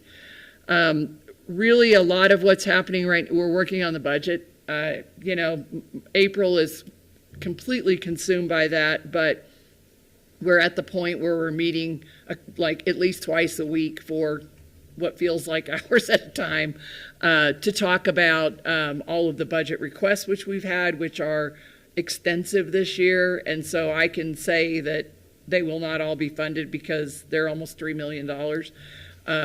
And so we're going to have to really be very judicious about that, because we too are really going to have to evaluate. I mean, I say evaluate, but we don't really know yet. So it's really hard to evaluate. We know exactly how much money, how much federal money we have coming in, how much of every payroll is federal money, which people are on federal money. There are a lot of people that have just a portion of their salary on federal money. Most of the time people come in maybe 100% funded on federal money, and then they kind of trail off of that. And then, generally the college picks up the full amount of their salary.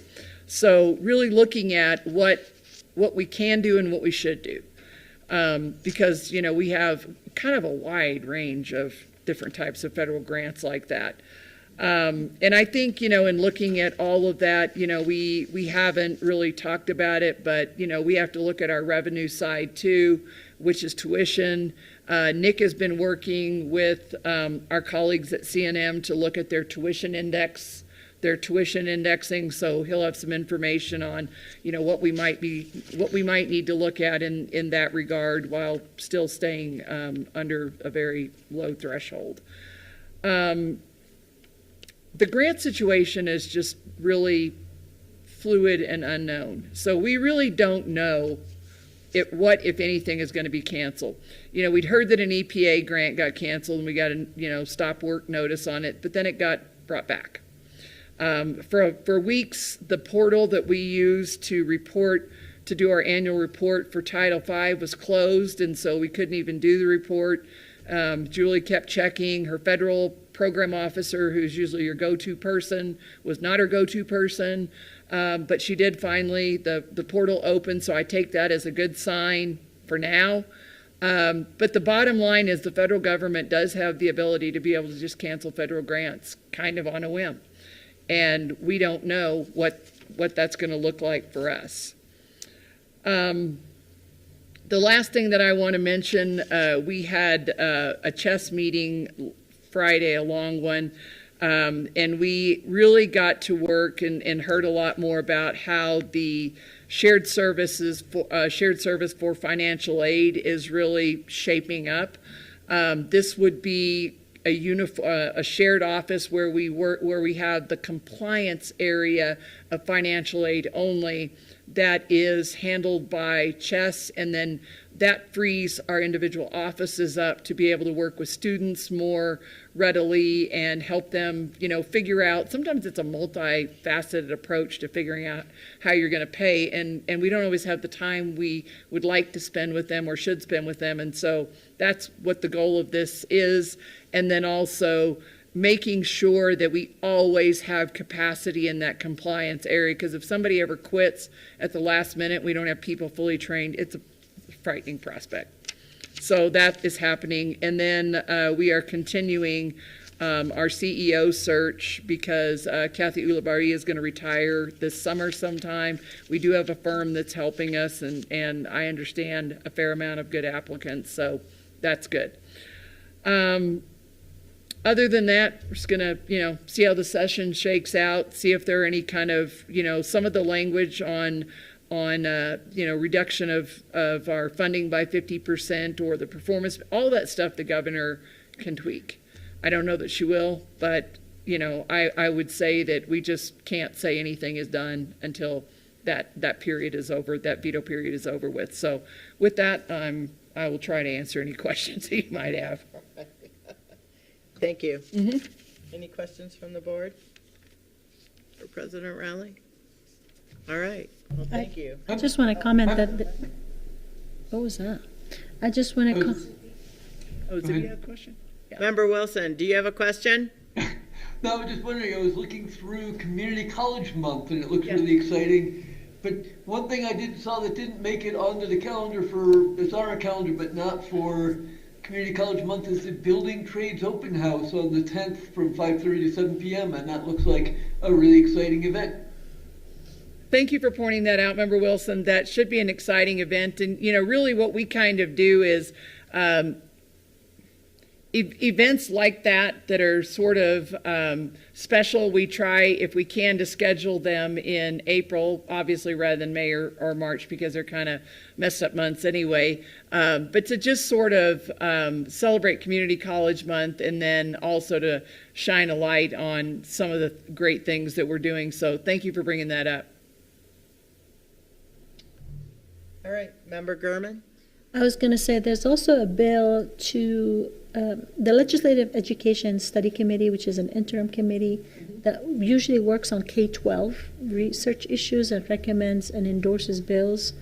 There's a bill to expand their capability to include early childhood and higher ed. So there might be, if that passes through, we might have some interesting meetings that we need to attend in the interim, because it would concern higher ed.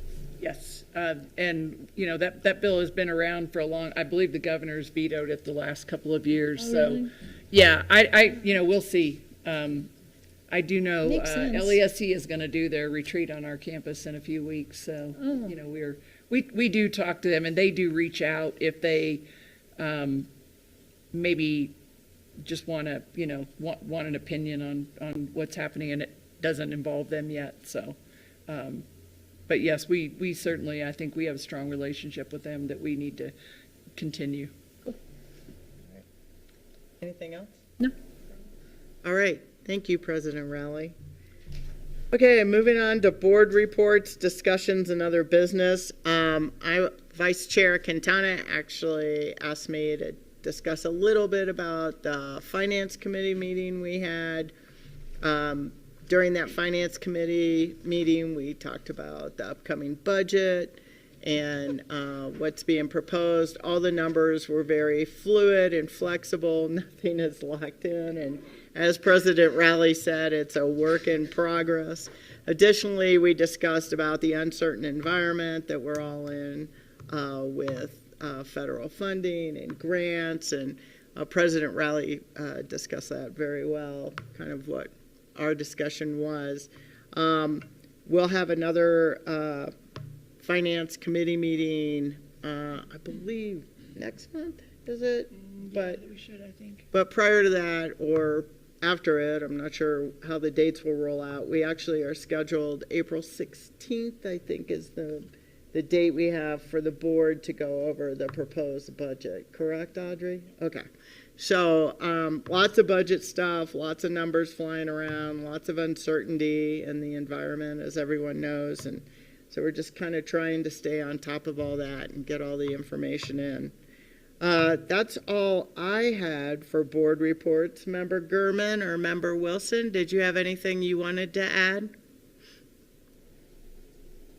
I'm in queue to have a meeting with the head of Santa Fe Trails, but it's becoming more complicated to get that meeting nailed down than I had expected, but I will keep on that and keep you in touch with my progress. All right, thank you. This concerns transportation to the college, correct?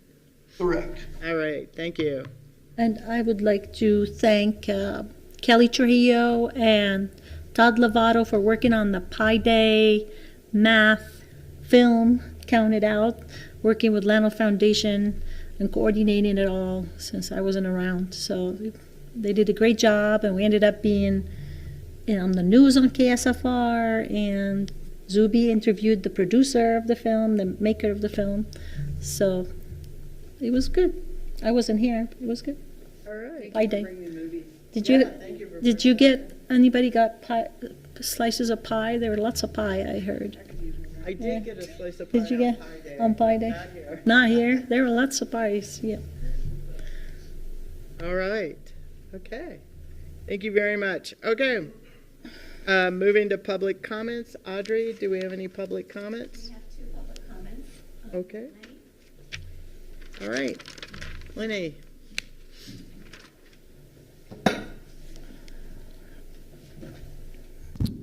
Hello. Before I make my public comment, I wanted to thank you, Member Gurman, for bringing that film. And a group of us just watched it. We missed it on Pi Day and watched it, and it's a wonderful film and very powerful. So people that didn't get a chance to see it, I hope people will see it. Yeah. And I hope it creates a movement of some sort. I agree. It's a message that needs to get out there. Yeah. President Rowley, Chair Pugh, Member Gurman, Member Wilson. I'm Dr. Ganis. I'm a full-time professor of biology, department chair of science, and the president of the faculty union SFCC AFTA AUP.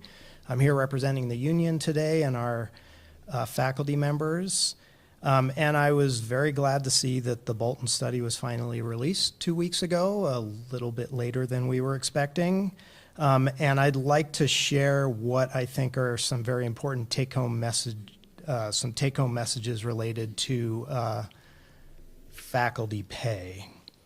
So the first is that the Bolton study does not address the underlying problem. So because the Bolton study did not address the issue of high cost of living in Santa Fe, the study didn't try to, and when I asked the representative about this, said it doesn't solve or address the problem that SFCC is having in recruiting and keeping faculty in this expensive town where I think the median house price now is somewhere towards the mid 650.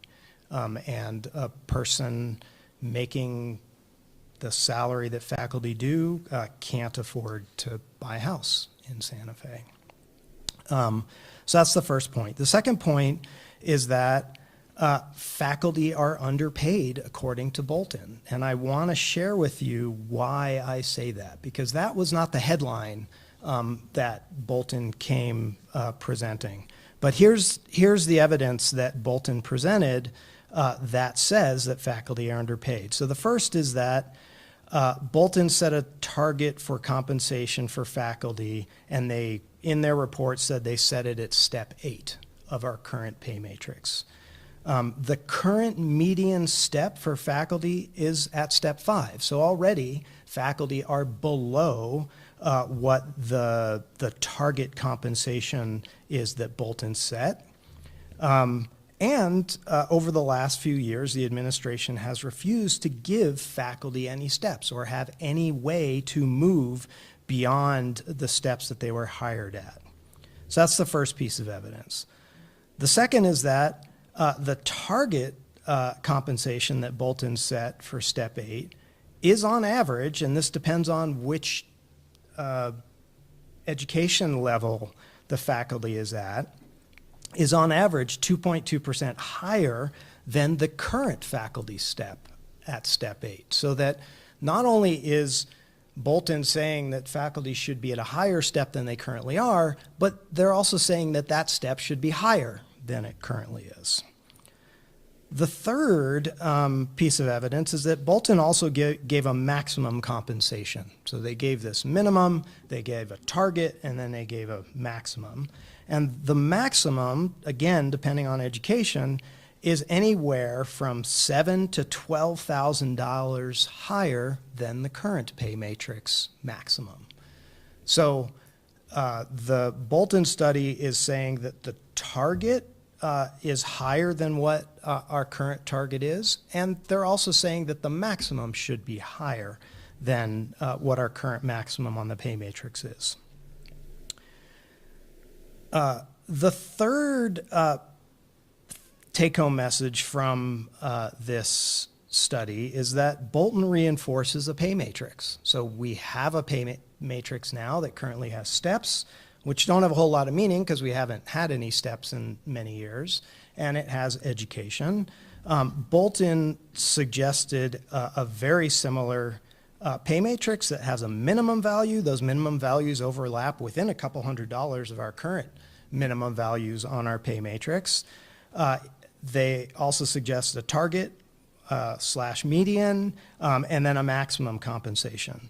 And what that means is that faculty need to be able to move from those different, from minimum to median to maximum in some sort of meaningful way, whatever that looks like. And that faculty should not be stuck at whatever either step in our current pay matrix or, minimum, median, maximum in what Bolton is suggesting. They shouldn't be stuck at the salary where they were hired. One other piece of evidence that doesn't come from the Bolton study is the union recently did a survey of our members, and we found that a significantly higher than half of our faculty are currently working supplemental jobs to supplement their SFCC salaries. That number goes up to somewhere around 80% when you ask, have you worked supplemental jobs in the past? And somewhere around 80% either are currently working or have worked supplemental jobs to supplement their compensation at SFCC. I would like to suggest that the administration at the negotiating table is representing this governing board. And I would like to suggest that the governing board needs to communicate very clearly with its negotiating team that's representing this governing board that SFCC must fairly compensate faculty so they can earn a living wage in the community that they serve. And providing a living wage for faculty will reduce turnover and is the only way to meet SFCC's strategic goal of ensuring sustainability in long-term college operations. I'm happy to answer any questions. Thank you, Dr. Gaines. Thank you.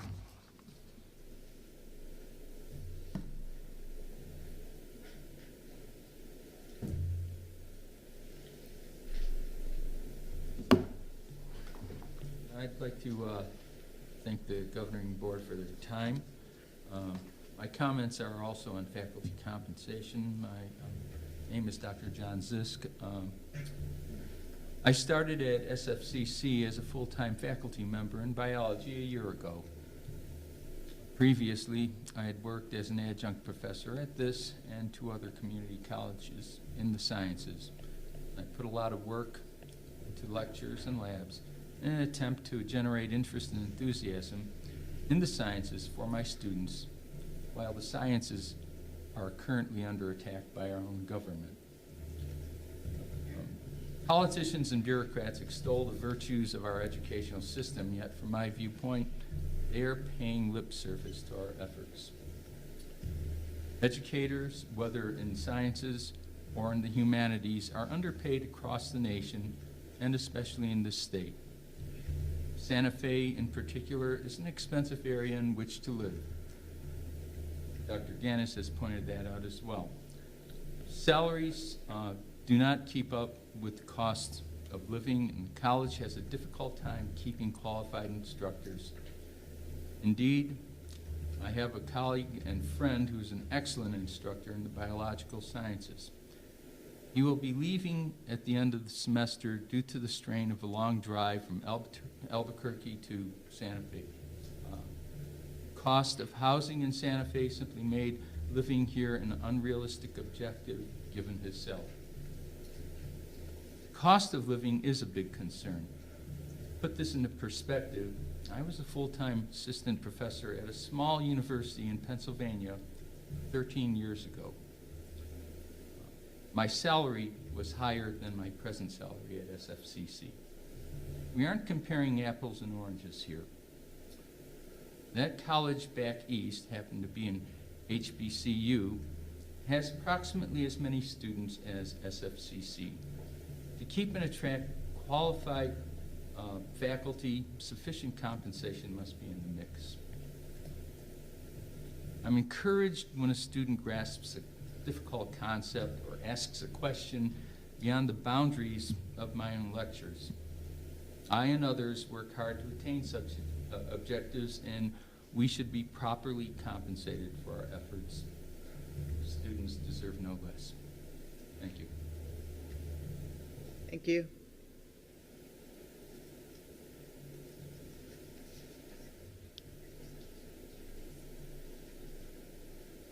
Do we have others? Is that, okay.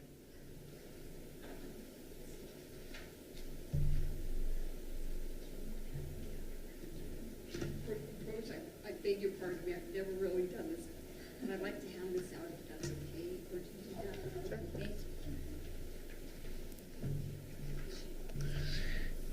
Okay. Have we gotten the Bolton study? I know we did an executive session on it, but we haven't seen a hard copy.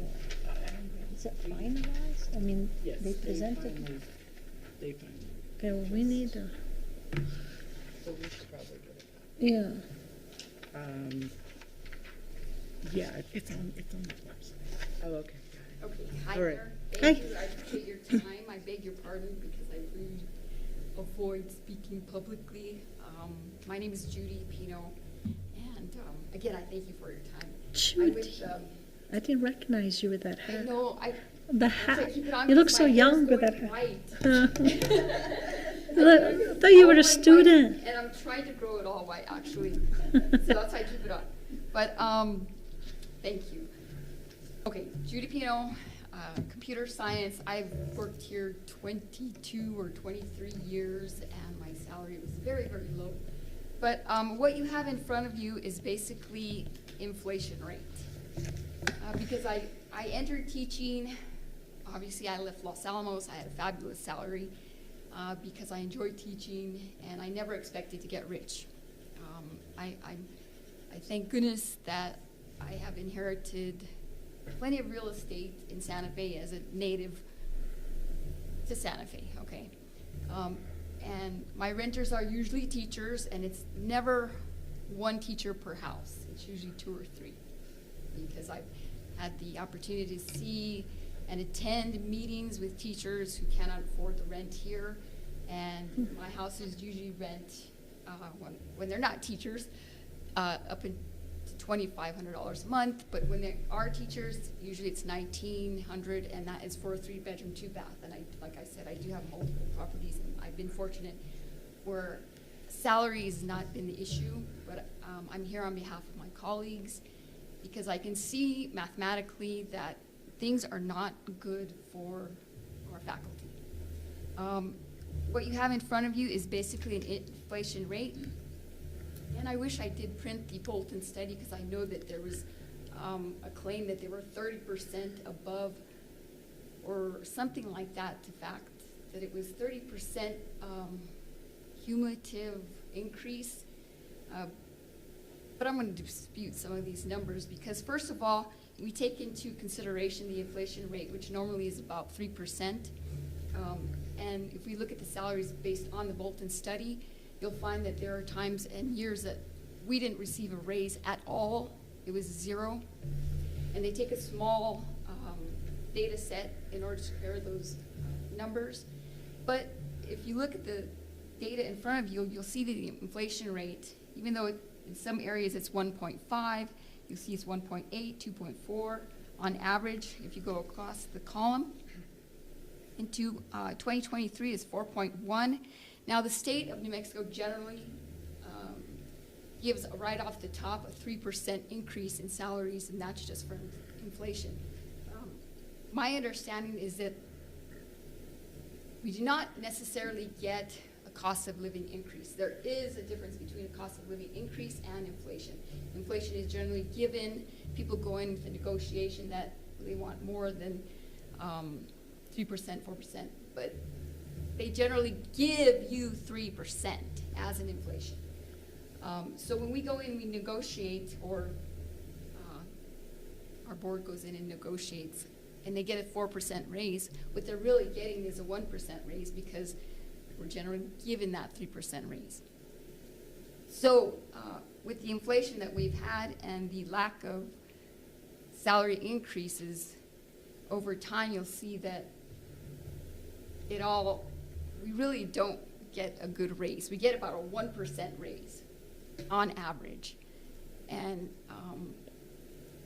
it's funny because I've been working on another degree in economics and finance and so forth. And it said that 1% is usually a satisfactory, that people will think, oh, I'm getting a great raise, but it's usually a 1%, and they'll go along with that. So that's what I'm actually trying to get at here. I'm probably leaving a lot of things out because I get nervous. But in 2023, you can see there was a 4.1% inflation rate. Okay, and I don't have the study in front of me because I know in 2019 and 2020, I believe we didn't even get a raise. I could be wrong. I know it was one of those years because they said that essentially we were giving out stimulation money, and they thought, well, okay, that'll compensate for a lot of things. And behind the scenes, there's a lot of talk about how do we actually take the salaries and balance them with the stimulation money, I guess everybody got those stimulation checks. We thought, yay, we got all kinds of money. You know what it's called? During the pandemic and things like that. So unfortunately, that kind of balances out because they felt that they were giving out public funds. But anyway, so my point I'm trying to make here, and the bottom line is that if you look at what we should get as far as to just meet inflation rate and what we actually get in our salary increases, it's not very much. And I don't even think people expect the cost of living because that's discretionary and it's just, maybe it's a bonus. So I think just based on the numbers, if y'all can just, you know, contemplate a little bit over what that indicates is for faculty are not getting a sufficient raise. Now, as far as everything else, and I do respect everyone's argument about housing in Santa Fe, that's another variable to look at. And that I don't think was even considered when you look at Indeed and all these other platforms that are well known and well used as far as location of jobs and things like that. The first thing that at the top of the list, and I didn't bring any of that because I hate to print, but is the cost of living. That is the number one issue when looking at moving to a job and location and things like it, is the cost of living. And I disagree with the housing cost because now it's up at $749. It's at $749 for the average house in Santa Fe. That is impossible for anyone at this salary. So I just think when we go into negotiation and with the board has the power to set the salaries, increase, decrease, and I just hope you'll be a little bit more sympathetic with you know, our faculty because they're fabulous, and I really don't know what else to say. But I thank you for your time, and I left a lot out, but I'm very nervous, so I have a lot more data. Did you want to share that data with us? Or? Well, I do, and they're actually just scenarios as far as, I mean, you're welcome to look at them. Well, so what I was going to suggest is if you wanted to give them to Audrey, she can scan them and send them to us. Okay, and that would be great. Because there's only two of us here. They're basically just mathematical scenarios as far as, you know, if you get a 4%, a 5%, 6% raise, and things that were indicated in the Bolton study that are completely, they're just not right mathematically. And because if you move away from the 3% that is generally given by the state for inflation, you'll see that you're getting even a 0.5% raise. Yay, everybody's getting a 0.5. You know, they might say it's like 3 or 4.5 or things like that, but 3 off the top is essentially for inflation. And there is a difference between a cost of living and inflation. So just to make that perfectly clear, you can argue for the cost of living, but that is like a bonus aside from the inflation that should be automatically given by the state. So again, when you say 4.5, you're getting a 1.5% raise. And these are just a bunch of spreadsheets that indicate, you know, at a 4, at a 5, at a 6% raise, what you would look like.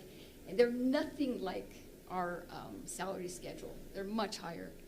And I mean, yeah, I'd love to be making that kind of salary with the years I've been teaching, but it's nowhere near that. I mean, I actually, what are my numbers here? I can tell you right now, if we actually took into consideration the inflation rate plus just a 3%, I'll say 3%, I'd be making close to $118,000 a year. Okay. Now, if I go down and I look at years of service again, and at a 5% raise, taking off, of course, the inflation rate of 3% that the state gives you, I'd be up at $97,000. So that is a huge $20,000 difference plus. So that is nearly, that is not close to what, you know. And again, I just want to reemphasize, I never entered teaching. I left a fabulous paying job, but I entered it because I love what I do, and I think everyone does too here. I continue to teach because I think I make a difference. Computer science, math, and computer programming is very easy for me. Numbers, I love numbers, and I just want to give that to students because I know they struggle, so I continue to stay. And I just thank you for your time, and that's it. Thank you. I appreciate everyone's time. All right. Thank you. Good to see you. Whatever you want to share with us, just give to Audrey, and she'll send to the whole board. Absolutely. Okay, copies of it. Thank you. And, all right. Thank you. Anybody else?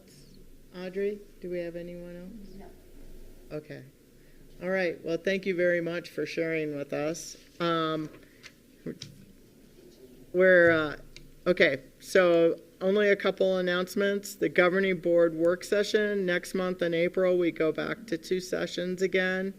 So we'll have the work session on Wednesday, April 9th at 3 p.m. And then we'll have the governing board meeting on Wednesday, April 23rd at 3 p.m. In the meantime, I believe we're having a budget meeting April 16th at 1 o'clock. Is that 1 to 5? Okay. All right. And with that, I'm going to adjourn the meeting. Thank you all very much. Oh, I need a motion. I can't just get us out of here. Sorry. I'm not making a This is motion work to. session. I'm not Okay, making do I have a? wants to go. Everybody's ready to go. I'm not making it till 5 o'clock. You're not? Okay, well, we'll sit here for. Let's just hang out. Member Wilson, can I get a motion to adjourn the meeting? Uh-oh, is he there? Member Wilson? What happens if I don't second it? We can't hear you if you're speaking. We might be stuck here. See, I tried to get us out of here. Do you want to give me a motion? Even if I give you a motion, he has to second it, doesn't he? It's true. Can I second it? You can Can I second second it. it? You can We second can it. vote. Give me a motion. I don't want to go. I don't want to go. You can sit here. This is a woman that loves her job. Okay, I make a motion to adjourn. All right, I second it. All in favor? Aye. Aye.